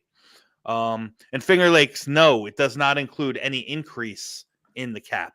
That is the cap number as of now, 2022. We have $100 and something million and change. Then you have John Franklin Myers, who's by this point will probably be all but gone. We still have Dwayne Brown on the contract. However, if you look at Dwayne Brown's, and I'm going to click on Dwayne Brown, this is void years. See, these are all void years. In 2024, if he's not renegotiated or re-signed, He just walks. on the 5th day of waivers, this all voids. And then we'll have to take a $4 million cap hit. I mean, he's. I mean, even if he just at this point, he has to even decide if he's going to play next year. He might not even be interested, right? Correct. That includes Corey Davis, who I'm sure will probably not be on the roster at this number. CJ Uzama will be here. Just looking at these figures, I'm not talking about a restructure, so on and so forth. We could be free of Whitehead. Obviously, Quinnen's going to get a new deal. Zach Wilson will cost us $20 million to get rid of. He's got a $9 million. That's 2023. I'm sorry, 2024. Zach Wilson will cost us 15. $11.1 million. Tyler Conklin, we can make a decision to to move on from Tyler Conklin. This is the time that we'll have to renegotiate Sauce Gardner and Garrett Wilson. AVT will have gotten a new contract by then. Probably working off a 5th-year option, I'm assuming. JJ will be here. Elijah will be here. Brees will be here. Ruckert. Look at this. 2 years from now, Ruckert's still cheap. That'll be that's great. what I love. We're gonna be full of young players that don't cost a lot. That's right. I mean, we're gonna have a lot of those. Yeah. So if Zach doesn't work out, let's say Zach makes no progress next year, right? We're bringing him back, development. Let's say he does nothing to compete for the job. They're not impressed in practice, or he comes in because someone gets hurt and he plays like Zach and not any better. Like, let's say all that happens. You think there's a chance we cut him and just take the $11 million hit and eat it? I mean, anything's possible, but I don't know. It depends what the rest of the roster looks like. Right now, as constituted here in February or January of 23, it looks like we have enough room to be rid of him. Now, if we trade him, does it help? If we trade Zach, no, not before June 1st, but if we designate him post June 1st, nope, it doesn't help. It's the same exact thing. You can get some relief. You get half of the relief. If you want to cut him, he's going to be designated. You get a $5.7 million cut and you gain $5.5 million. So it's like the 50-50 split. Now, there is a chance that he takes a jump, even a little jump into the point where, let's say we get Derek Carr, for example, just a pretend scenario. We get Derek Carr. Let's say Zach Wilson looks really good in camp. They decide we're going to make him our QB2. Okay. Right? For whatever reason, that's how it works out. Because he's looking really good. Like maybe he's competing with like a Mike White, and they're saying, well, we're going to name him QB2. Let's say Derek Carr goes out. Zach Wilson, let's say, plays like the guy that played against Detroit or that we beat Buffalo with. I'm not saying he's going to magically be this great quarterback, but let's say let's say we got a new offensive coordinator. It's a new system. Let's say it plays better to him. He's more relaxed in it. A little bit more design constructed plays for him. He does okay. Then all of a sudden we're okay paying him $11 million for. I mean, he's overpaid if he's a backup by $5 or $6 million, but it's not as bad. It's digestible, right? Yeah, it's digestible. And listen, if we get into 2024, we're through next year. If we get into 2024, I mean, that might be a time where you give, and Zach is your backup. I think that might be a time where you decide to have a conversation with him and say, all right, listen, we're going to restructure your contract. Give him, the ultimatum. All right, we're going to take it down from $11 million down to $4.5 million. You want to be on the team? You want to be our backup? We want you here, but we're not going to keep you at that price. Very similar to what they did to what's his face last year? Who was a slot receiver? My God, why am I forgetting his name? Barrios?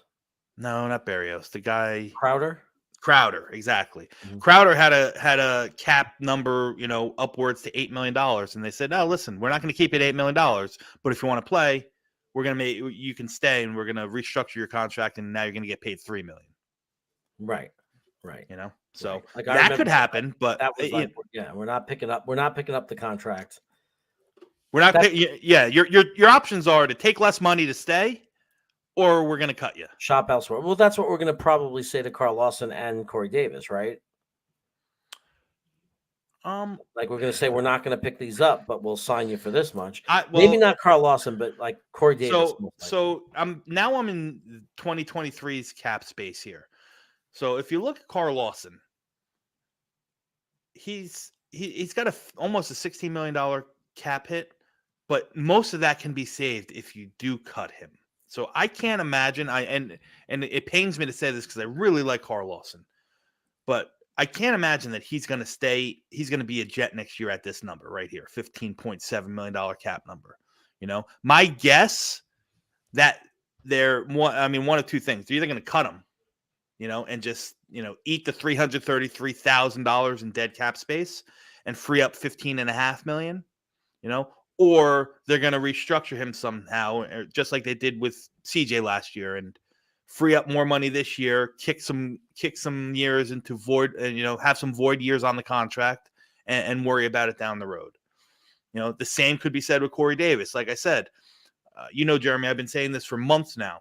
Corey Davis and Carl Lawson alone can get you $26 million in cap space. That $26 million in cap space is going to be crucial for us to bring in a veteran quarterback at, say, $25 to $30 million.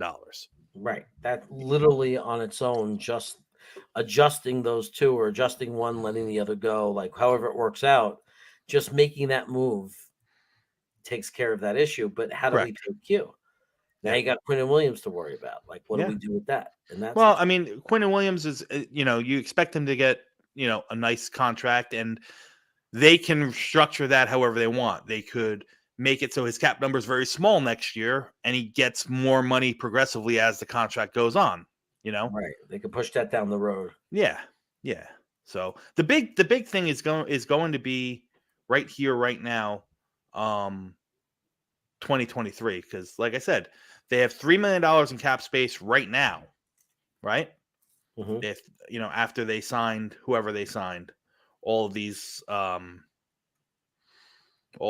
a lot of these guys won't be here next year. I can't imagine anyone from Eric Smith down will be on the roster, considering you can save $1 million in each of them, and then if you want to bring them back, you can re-sign them.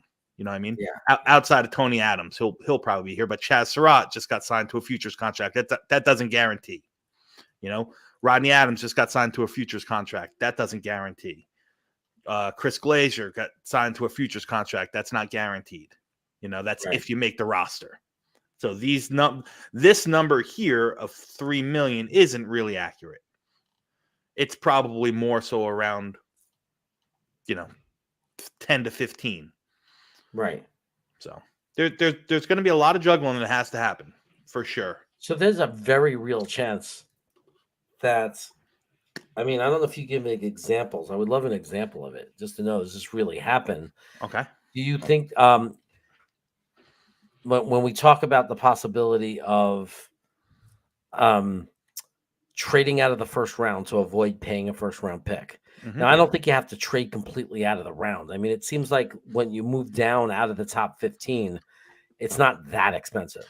Yeah. Well, what are we at? 15? Is that what we have right now? Or we're at 13. Okay. So let's do this.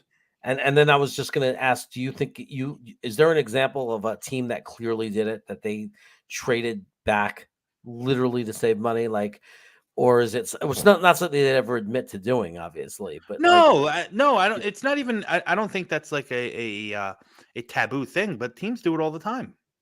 When a team trades out of the first round, yeah, most of the reason is it's financial. Most of the reason is they say, okay, they look at their board and say, okay, we have player A, player B, and player C as the highest on our board.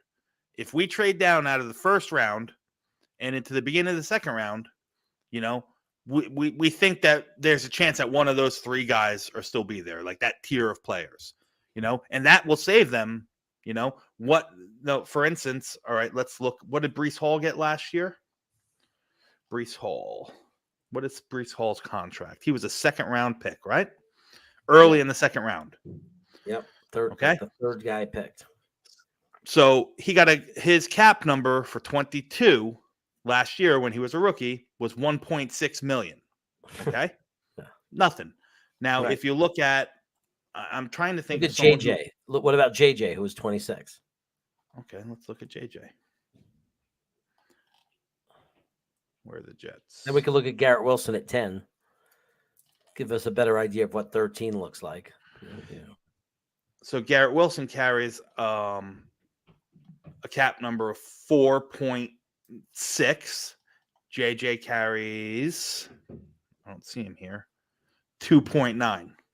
So we don't have to trade all the way out of the first round. Well, I mean, you're also it's a matter of guarantees. The guarantees go longer. The length of the contract longer is less. Also, they get 5 years. They're an option for a 5th year in the first round. So it wouldn't be the craziest thing for me and to think that they're going to trade out of the first round, especially since they only have limited amount. You know, they're short one draft pick. I think right now they have 6. If you bring in a veteran quarterback, you're going to be losing some other guys. You know, you're going to be losing some of your pieces. You might lose a Carl Lawson. You maybe lose a Corey Davis.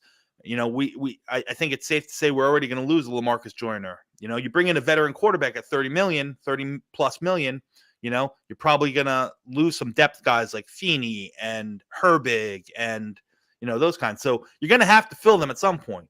And the cheapest way to fill them is to find their replacements in the 4th and the 5th round, you know, and build depth through the draft.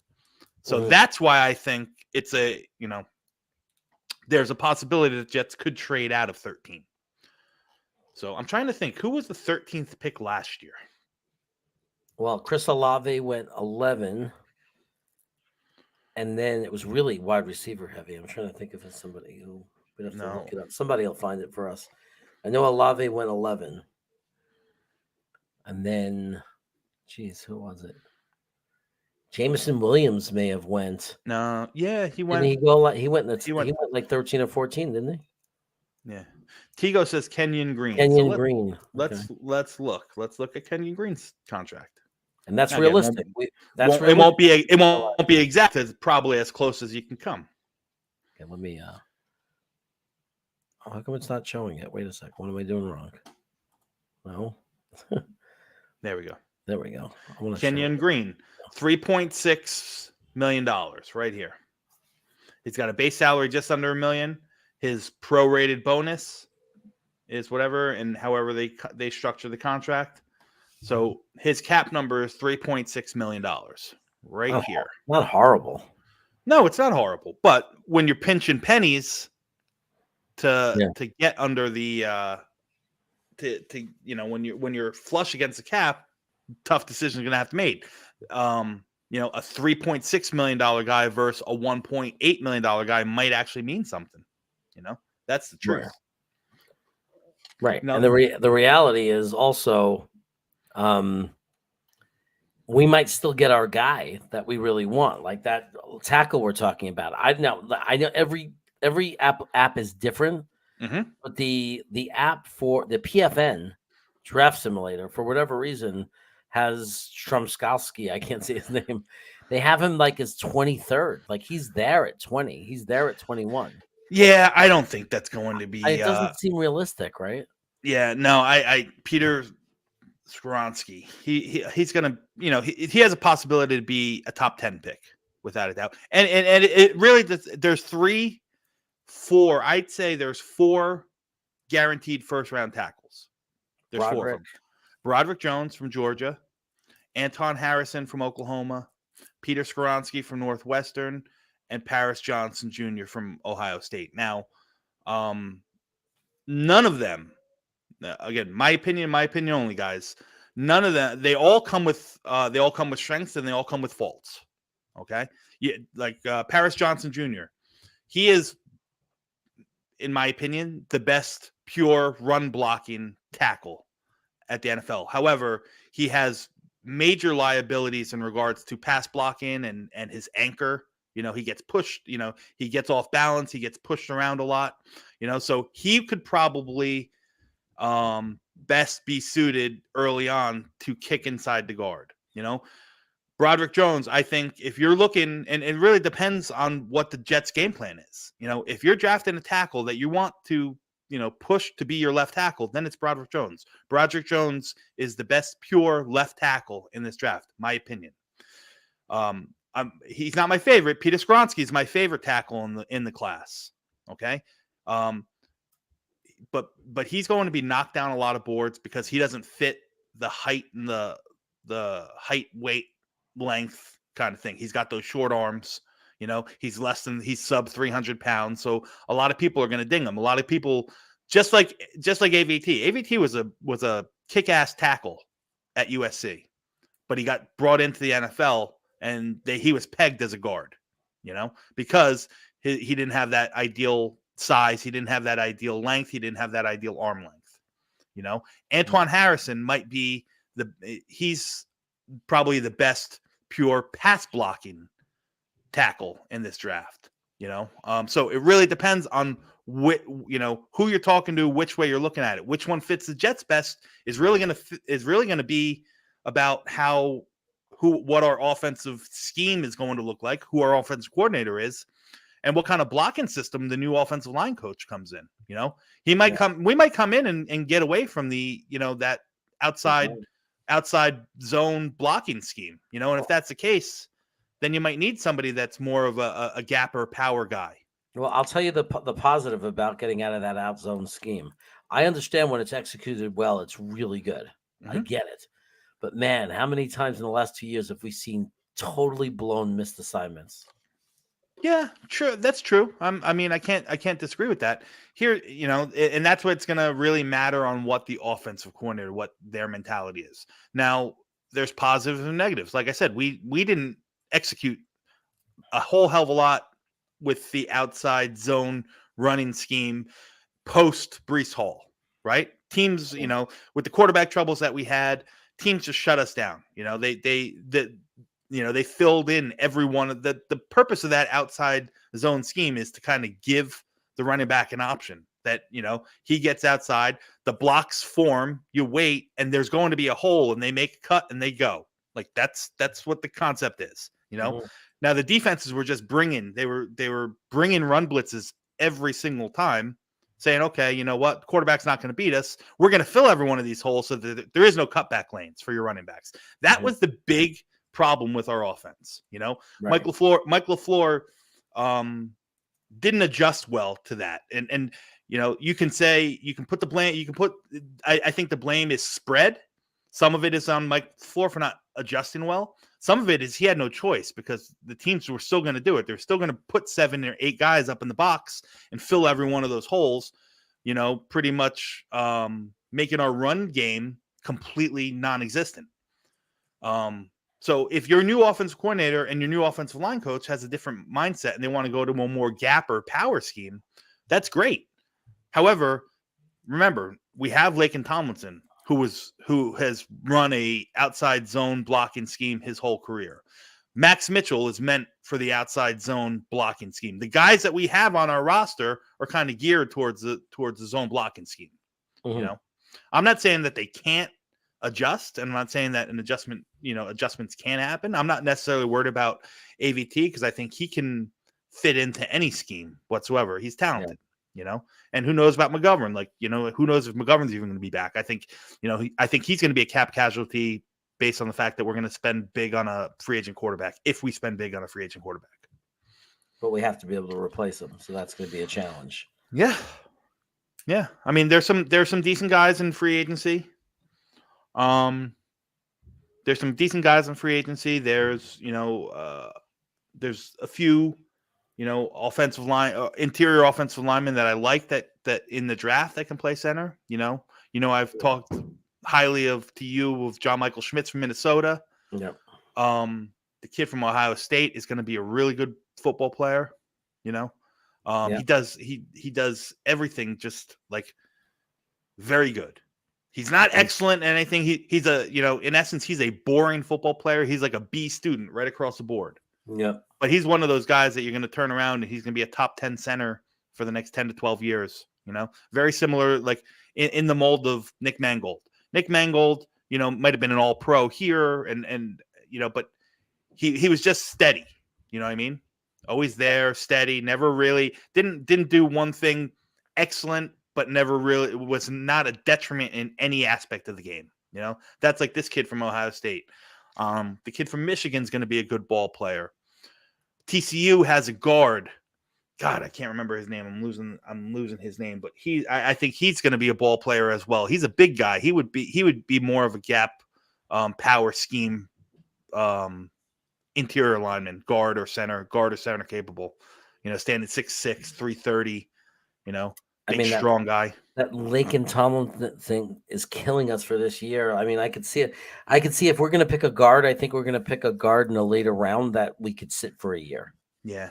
Well, right? the interior, well, listen, there's not going to be a guard taken early in the draft.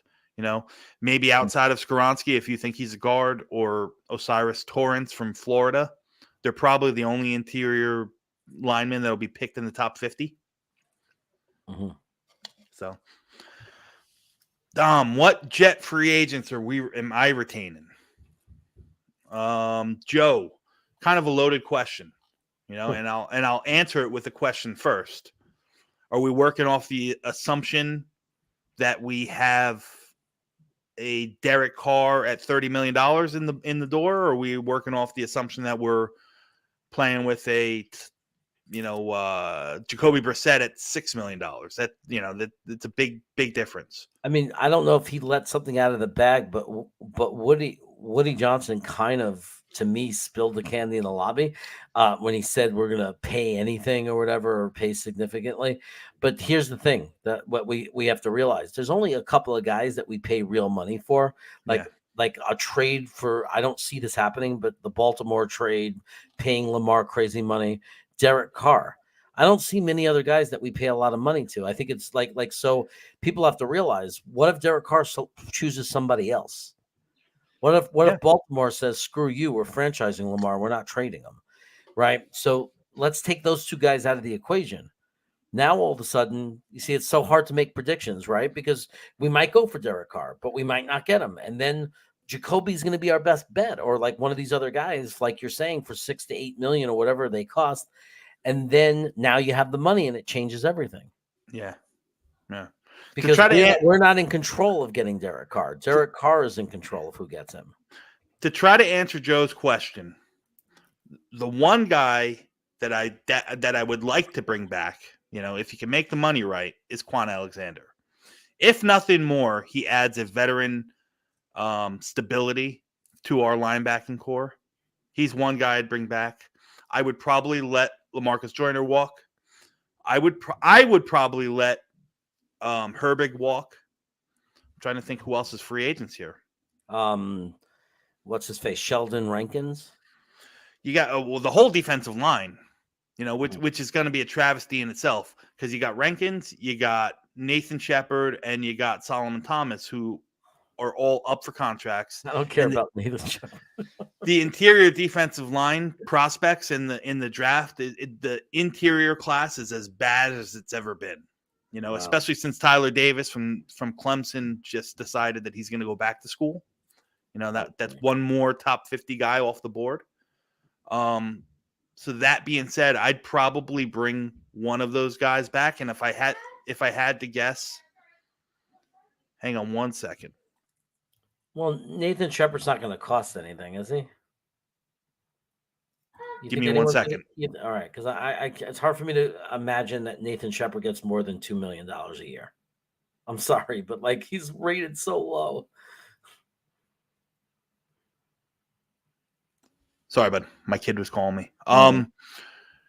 If I had to guess between, if I'm choosing one of those three, I think Rankins is going to cost the most. But he's the best. But I think he's the best. And, I know how much the coaching staff really loves Nathan Shepard. So if I had to guess, I'm going to say we're going to bring Shepard back at, somewhere in the $2 million range. That makes sense. So you don't think it's possible we bring Shepard back, but also pay Rankins some money and get him back? Well, Rankins is going to be. I'm going to guess Rankins is probably going to be in somewhere between. He got $5 million this year, so I'm going to guess he's probably about $6 or $7 million. He's going to get a little bit of a bump. Yeah, because he played well. Yeah, so is Sheldon Rankins at $7 million worth?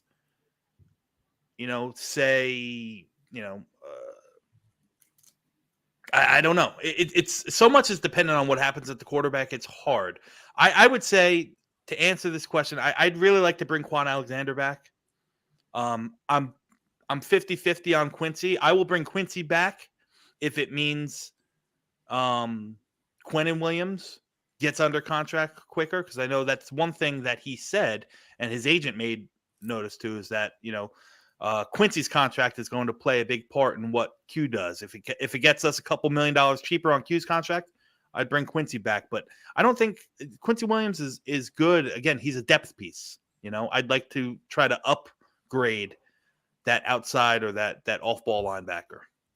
Absolutely. He misses a lot. And too many. And Bryce Huff, I should say that. Bryce Huff is, for me, is the no doubter. He's the guy that I bring back. He's the free agent that I bring back. But he's restricted, so I think we're going to have, if you slap a second-round tender on him, I don't think anyone's going to sign him and give up a second-round draft pick. So you slap a second-round tender on him, it'll probably cost $3 million and change, $4 million. Let's see what the tenders cost. I say extend them, though. Beat it to the punch, because he's only going to get more. The longer they wait, the more expensive he's going to get, because he's good. Yeah. So let's see what the second round tender is. Hang on, I'm looking it up. What last year's second round tender was, because that's gonna it changes and adjusts as well. So he's a restricted free agent, a player with 3 accrued seasons and an expired contract. Restricted free agents are free to negotiate and sign with any team, but their team can offer them one of various qualifying tenders that comes with the right of first refusal or draft pick compensation. If the tender is withdrawn by the team, the restricted free agent becomes unrestricted. So first round tender. No, we're not going to give a first round tender. Finger says that's second round tender is 4.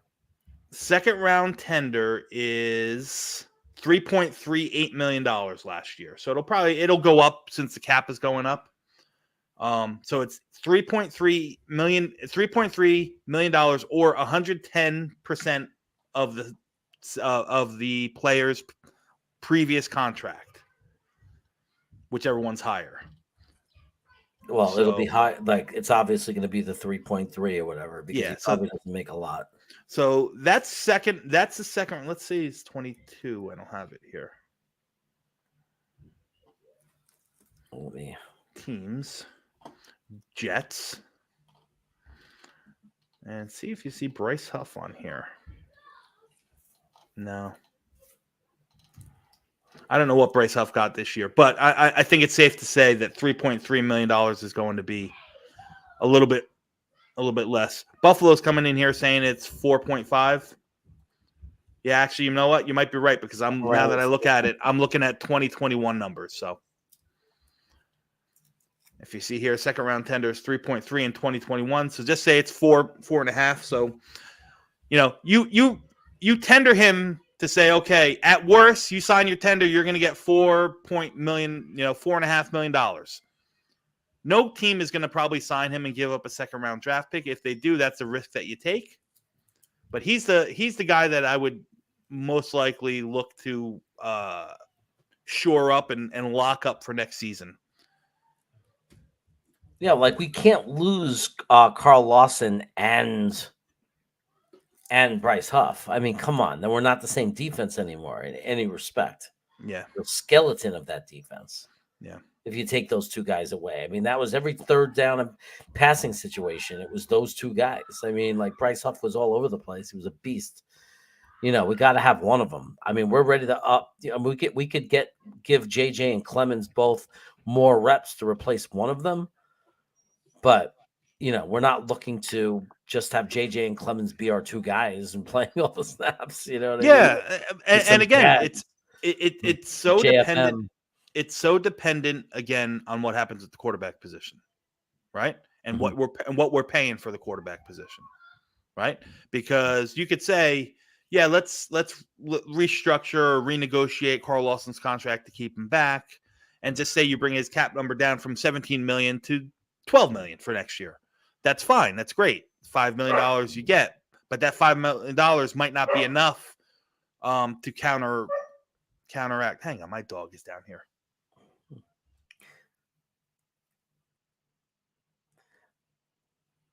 He's yelling, get rid of this dog. Get him out of here. Let me get my dog upstairs. Hang on. Get that dog upstairs. Shuffle him up there. So, I mean, the real question is, what do you guys in the chat think? How much do you think Bryce Huff is going to get? Like, what is the cost of Bryce Huff now? I think we know more than other teams. Like in other words, I don't think it shows in the stats. I know that other teams look at tape, but they're not looking. I mean, every single player. I mean, it's hard to go through everything and feel what we felt with him. Like all the places where he was held, we know he was held. Although, I mean, I'm sure these organizations pay a lot of money for guys to look at all tape of all teams. So they're going to discover Huff. We can't hide him completely. So the real question is, how much will it cost right now? How much would we have to go to secure Huff for 4 years? And you're muted, Dom. But that's the kind of thing I want to figure out. How much would it cost? How much would it cost to extend and secure Huff for a good 4 years? Maybe 2 years guaranteed, 2.4 of it guaranteed, but 4 years our control. I think if you give him a contract similar to what we paid Jacob Martin, which was like 5.5 a year, you'll get Huff, because I think that's what the Jets see him as. They see him and Jacob Martin interchangeable, which is why I think they were much more willing to be free of Jacob Martin when they traded him. But you don't think that the rest of the league wouldn't say, "Oh, I'm going to pay this guy $10 million a year or $9 million a year based on what I'm seeing on film"? Well, you're seeing production on film when he's on the field, right? The Jets obviously think that he is a pass rush specialist and nothing more. I know the chat might think differently, and we might think differently. We might have a different opinion, but the Jets see him as a pass rush specialist. And he might be. He might not be a good guy to seal the edge. He's not a good against the run. Like maybe he doesn't have those qualities. Yes, and that's exactly. And Buffalo Jet is saying exactly what I just said. Something similar to what they paid Jacob Martin. They brought Jacob Martin in here to be a pass rush specialist, and then Bryce Huff developed and wowed people, and they said, okay, we don't need two of them, so let's get rid of the more expensive one and worry about the second one. So I would say, if you got him at 4 years, $17.5 million, 4 years, $18 million, I think that would suffice. I really think that, maybe $20 million, with half of it, $10 million of it guaranteed, that guarantees him $2.5 million every year. For sure, even if he's on the team or not. Yeah, you could make it look sexier. You could make the numbers look bigger and everything. Yeah. And if he plays up to it, he'll get it all. Yeah, absolutely. Yeah, so. Absolutely. James is saying, cut C.J. Mosley, Carl Lawson, LaMarcus Joyner. Well, I don't know if I'm cutting C.J. Mosley. Well, how much does Joyner cost? Joyner's I think he cost us just under $3 million this year. I mean, he might get cut just because he's not that good. Well, he's probably on the lower end of starting safeties in the league. He's also going to be 32, 33 years old. He'd be a good veteran backup, right? Like, wouldn't he be okay as a backup safety, like just a guy that's in the room for yeah, one more? I mean, of course, but again, at what cost? No, definitely not. Like, I'm not paying him this. No way. I mean, he's a $1.5 million veteran minimum guy. You know, like that's it. He's done. Nobody wants him. He's a guy that's fighting for a roster spot if he goes anywhere else. So like, he's not even guaranteed to make the 53. Yeah, this year at his age 32 year, he got $2.1 million. So he's going to be $33 million. Marcus Joyner has definitely lost a step, you know, and just say it's similar. Just say the number's similar. All right. $2 million and change to bring him in as veteran presence. Okay, that's fine. But is that roster spot better suited for, you know, a late round safety to come in where you're paying peanuts to and save money off of that? Like I said, the juice that LaMarcus Joyner brings probably isn't worth the squeeze of a roster spot and $2.2 million. That's my game. Right. He was that bad. He was. I mean, he was good for a few games. He was actually doing a good job for a few games, but then he went back to where, you know, he regressed. Yeah. He had some moments. Mm-hmm. He definitely had some moments, but you know, they were few and far between. Right. I mean, what percentage wise, what do you like? I really believe this. I think we're 75% if we don't trade back. 75% taking a tackle. Do you agree with that? Are you that high? Are you higher or lower?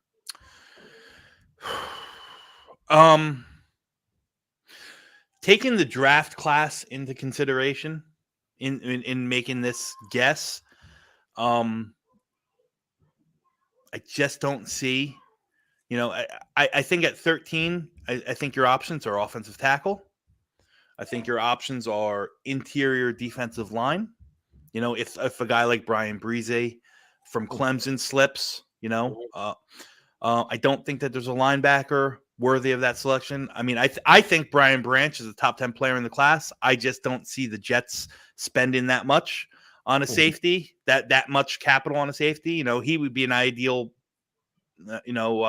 pick if you're coming back. So I'd probably say where we're sitting right now, as the class lays out, I'd probably say tackles probably makes the most sense. Yes. So, you know, I don't know if I can put a 75% tag on it because there's so much time between now and April that happens, you know? Yeah, we don't know what free agency is going to look like. You don't know what free agency is going to look like. You don't know what these guys are going to test out as, you know, there's going to be risers, there's going to be fallers, you know? Especially, you know, like, the big thing that I don't know if you've talked about or not, I don't know how many people are talking about it. There's a lot of grumblings that CJ Stroud, who's on most people, you know, quarterback 2, guaranteed top 5 pick, maybe going back to college. Yeah, it's going to screw up the whole draft. It's going to it is going to throw everything up. It throws everything out of whack. It does. Definitely does. This draft is very so quarterback hungry. They're willing to take the number 3 guy up high. You know. Yeah. This draft is very, very top heavy at positions that we really just don't need. I know it sucks. It's a great edge class. I know. I've never seen such an edge class. It's a great edge class. It's a really really good cornerback class, and those are probably the 2 positions that, if I had to rank them, they would be on the bottom of the list of our draft, you know, needs. Every time I do a mock simulation, every time I do it, that's the first thing, and that's what I'm always saying. I'm like, this is ridiculous. It's always the highest ranked guys. It's cornerbacks and edge every time, and I'm like, no, that's not what we need. Yeah, and the edge class just took a hit because Jared Verse, who from Florida State, who was one of, you know, probably going to be a top 10 pick at worst, has decided to go back to school. So that's even one. Go ahead. I was just gonna say, all that hurts us. Yeah. Well, it hurts. You know what it hurts? It opens up the possibility for those teams that might need an edge and might need an offensive tackle. Right. You know, now they're more likely to go tackle. Listen, there's teams in front of us that could easily take tackle. The Texans have 2 picks ahead of us. And they have, they have Tunsil, who is looking to be, the highest paid tackle in the league. So they might walk from him, and their right tackle as well is in his contract year. So they could go tackle. Tennessee is everyone's mocking a tackle to Tennessee. They need help all over. You know what I mean? But they're going to let go of Luen, right? They could. Are they really going to pay him $14 million or whatever it is? It's some high number. Yeah, they could go tackle. The Raiders need another tackle, but they're in a position where I probably think they're more gearing up towards one of the top-rated cornerbacks or a quarterback. Yeah. Arizona, they might be picking too high. I think they're 3 or 4, but they're in need of offensive line help as well. That just might be too rich for a tackle, but it's crazy, man. It's you don't know what's going to happen yet. It's way too early to really try to predict like precisely. But yeah, Arizona's a wild card because they're getting a new coach. Yeah. So. Yeah. I mean, I wonder if I'm saying it's like it just depends on how the draft lays out. But it might lay out in a way that we need to just trade down. Like it just won't make sense for us even. I'll say this, and who knows how their board's going to pan out, because Joe Douglas has shown that he's pretty adamant in sticking to his board. So it really is going to depend on how he grades out those top 4 offensive tackles. I think that there's some good there's some good offensive tackles that can be had in the 2nd and 3rd round, but the drop off it's pretty steep from those 1st round guys, those 4 that I talked about: Antoine Harrison, Broderick Jones, Peter Skoronski, and Paris Johnson. The drop off to that next tier is pretty big. I'm not saying that those guys can't be good players, the 2nd round tackles like the Blake Freelands and of the like. But there's no one there that's plug and play. I'd say right now, like I said, if you're looking for a left tackle, Broderick Jones is the only plug and play one in the entire draft. At pure left tackle, I'm talking about. Paris Johnson might be best suited inside to start and then kicking out to the right side. Like I said, he's a dog in the run game. He's an absolute animal, but there's some questions about how he sets and his anchor in the pass blocking game. So if we took Broderick, you stick him on the left. He's the left tackle. Becton and Max Mitchell compete for right tackle. That's what I would do. Yeah. Unless Becton comes in and really shines and shows that he can play left tackle. But coming off of 2 years of not playing, I think I'd be much more comfortable with him not protecting my quarterback's blind side. Right. And he's not. I mean, he's more of the run blocking guy anyway. You stick him with AVT, that side's going to if I love those two together, man. Yeah, especially with the run game. I mean, can you imagine Breece Hall running? If Becton's healthy and he's back to the way he was his rookie year, imagine Breece Hall running behind AVT and Becton. Yeah, it's a nice thought.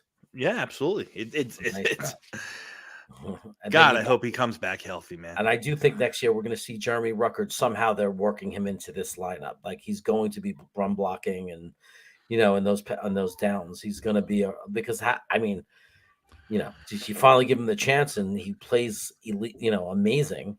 Well, at the best though, like, we as Jets fans, and I'm guilty of it too. And I'm not saying this in a negative or judgmental fashion, but we as Jets fans love to harp on, like the good, the single things. Like we saw Jeremy Ruckert in the last Miami game just completely blow out defenders on 2 or 3 different plays, and that's what we see. And that's what we remember and say, hey, he's got to play. But let's also remember there was, of the 17 games, he was only active for a handful of them, 3 of them. Right. No, I know. And at best, he's still going to be next year in 2023. He's still going to be at best tight end 3.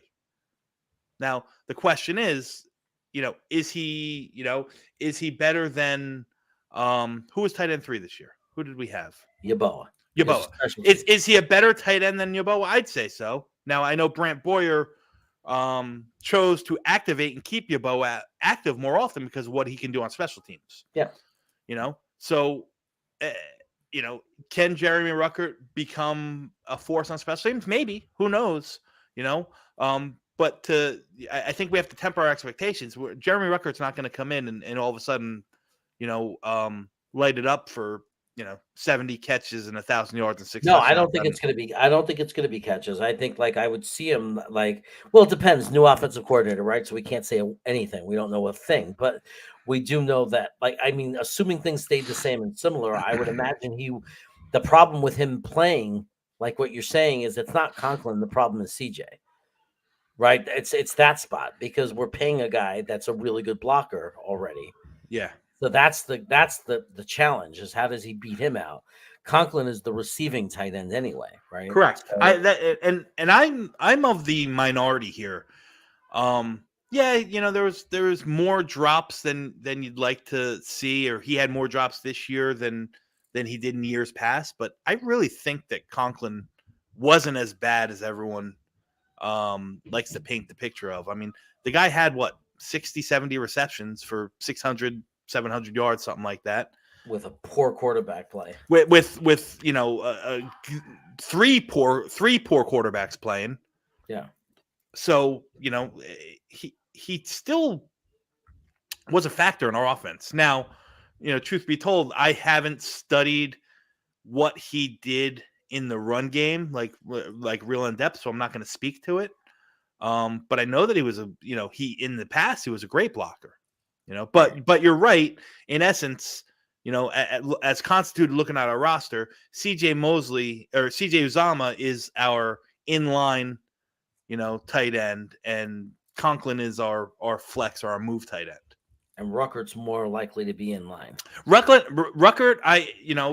he's more in line. I could see him, and I think depending on the offensive scheme that we run, I could see him in a Wesco role, more of like an H-back, and you can forget about bringing Bawden back from next year and just have Ruckert line up as your fullback when you need a fullback, or be that H-back lead blocking type.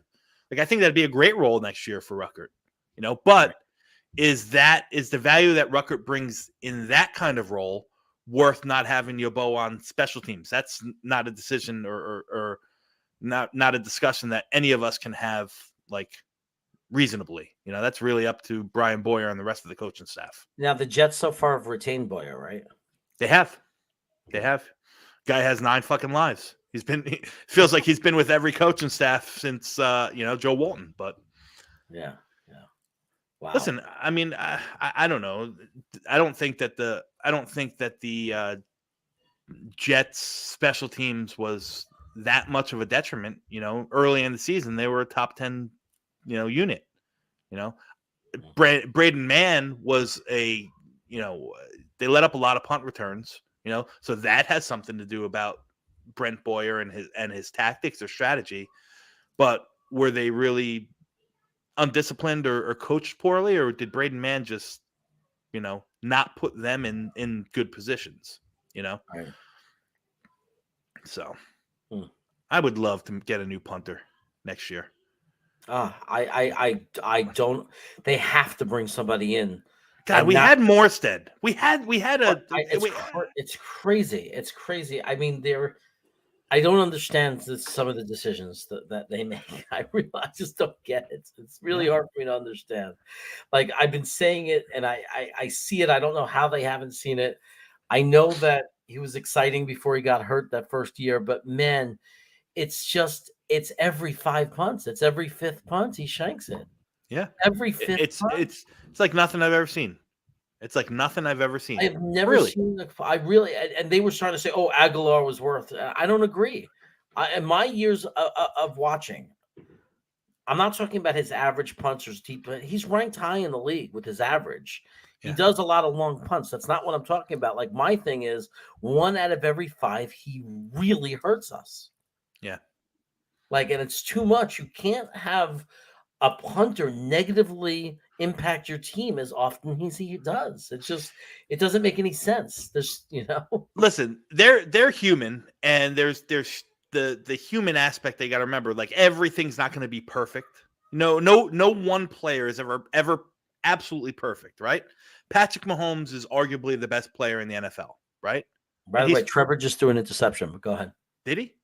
Oh, Yeah. who won? Did San Francisco lock down the game? I have it off. They crushed them. Yeah, but Patrick Mahomes is arguably the best player in the NFL right now, right? You can make that argument.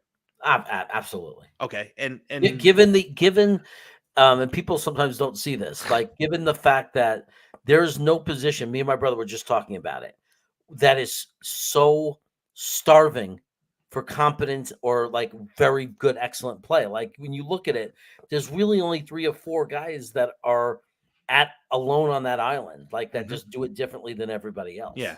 The point I'm trying to get at is that he's thrown interceptions, he's made bad plays, he's made bonehead plays. Like, you make mistakes, right? Oh yeah. You can get you like a punter's not going to go. Well, I shouldn't say that, but more than likely, you would hope that a punter's not going to go every single opportunity having the best kick of the game, right? I mean, but so maybe they get 1 shank in a season, maybe 2. Right. There's when Braden Mann's out there, like, it's 50-50. I'm nervous on that. I'm nervous every time he's back there that something bad is going to happen, and that alone says, get him the fuck out of here. Right. How many punts can you watch go 25, 30 yards out of bounds? Yeah. Until you say we need a punter. Yeah. You're right. Yeah. No, I'm gonna give him the Detroit, when the Detroit ran the punt back, when Braden Mann was pinned in the back of the end zone and he had no room for anything. Like, he had to get that thing off bad. That was a bad punt. He kicked it 30 yards, pressure, the whole 9. That was, I'll give him that one. But the New England game, when they returned the punt and won the game on us, that was 100% like just horrible by Braden Mann. He punted the ball, no hang time, dead center of the field. Now, was there wind? Yes. Who cares? That's when you want to angle it. That's when you want to, use your intellect. Pin them against the sideline. You have a 12th defender on that sideline, man. Yeah. So it was awful. That was all on him. Yeah. It was all on him. I mean, and then the only one I could ask from that end zone was, the only thing I could ask of him is just hang it higher. Like, give some hang time. Let our coverage get there. Yeah. Don't punt a line drive 30, 40 yards. Punt a very high, lots of air time. Yeah, let your guys get there. I hear you. So, yeah, he's, I mean, I don't want to spend too much time talking about a punter, but I mean, he's got to go. Yeah, I'm sure he's a nice guy, and his fiance, I know he's newly engaged, and his fiance seems like a darling of a young lady. Mm-hmm. But get the hell out of One Jets Drive, will you? Yeah, maybe he just doesn't got the mental. I don't, it's hard to say what's wrong, but not you can't shank that many and get away and still have a job at punter. Right? Can't do it. Sorry. It started after he got hurt last year. After he came back last year, and then all this year, it was just awful. It was just awful. Yeah, that's the thing that's amazing is that it was last year that he was bad, and then he came back and they let him get away with it for a whole year. If they come back again with him as the punter, and he shanks one or does something dumb in the first couple of games, some head's got to roll. It reminds me of the same situation that we've been, before this year, because Greg Zuerlein I thought was great this year. But before this year, we had that revolving door of kickers, and we would have the same conversation. Say, like, can we get a guy in here that can just hit an extra point? Can we get a guy in here that can hit 70% of his field goals, for Christ's sakes, right? Now they seem like they got a kicker, or at least this year we had one that was pretty damn good, and now we're talking about the punter. Ay. Yeah. I mean, it's just a stupid thing because it's so easy to get someone better. It's just the easiest position to fill because there are probably 500 guys, like as opposed to quarterback where there's not even 20 guys who can do it at a reasonable level, at a competent level. With punter, there's probably over 500. Like there's tons. There's so many college Division I punters who punt 40+ yard average, who are able to angle a little. Like, you know what I mean? Like it's such an easy position to get a reliable guy. I've never seen anything like it. Yeah. You know, I've never seen anything like it where you go 2 seasons with a punter who 20% of the time screws you over. Like it doesn't make any sense. Yeah. It's like, it's such an easy problem to fix. We fixed it by accident and then gave the guy away. We had, we just picked up a guy off the heap and he was so much better. And then we just gave him away and I just don't understand it. Yeah. Cost nothing. It's a million guys to choose from.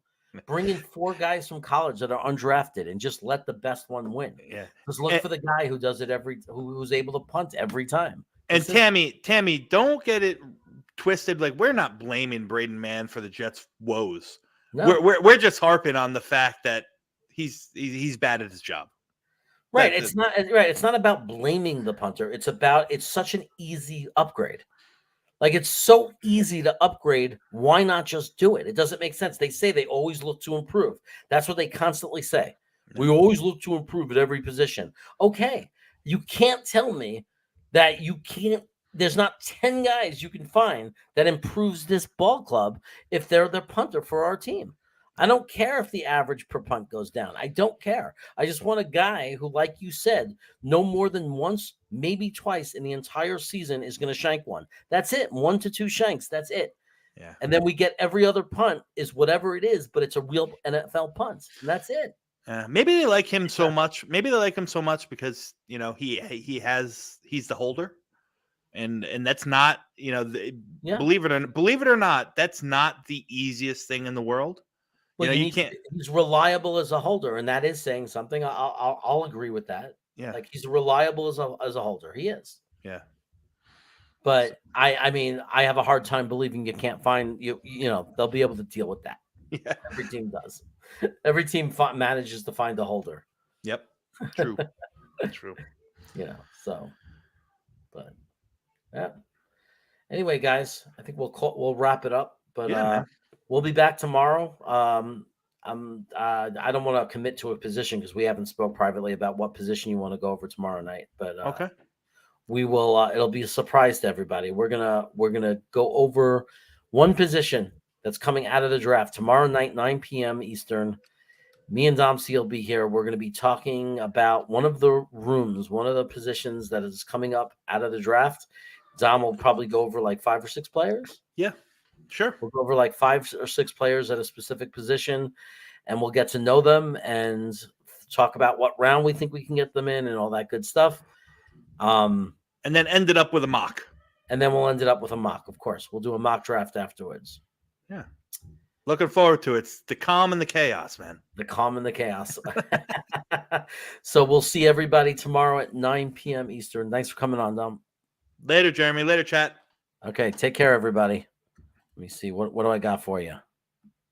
Here we go. Oh, yeah. Go. Amazing. That's my boy. He breaks away from a sack and completes the pass for first down. Oh, Kittle just may have made the most amazing catch. He fights for the first down and gets out of bounds, too. It's no good. Overtime. Oh, what a catch. How do you drop that? What are you, Jamal Adams? Touchdown. This is a touchdown all the way. He reached over the pylon. San Francisco beat Cincinnati.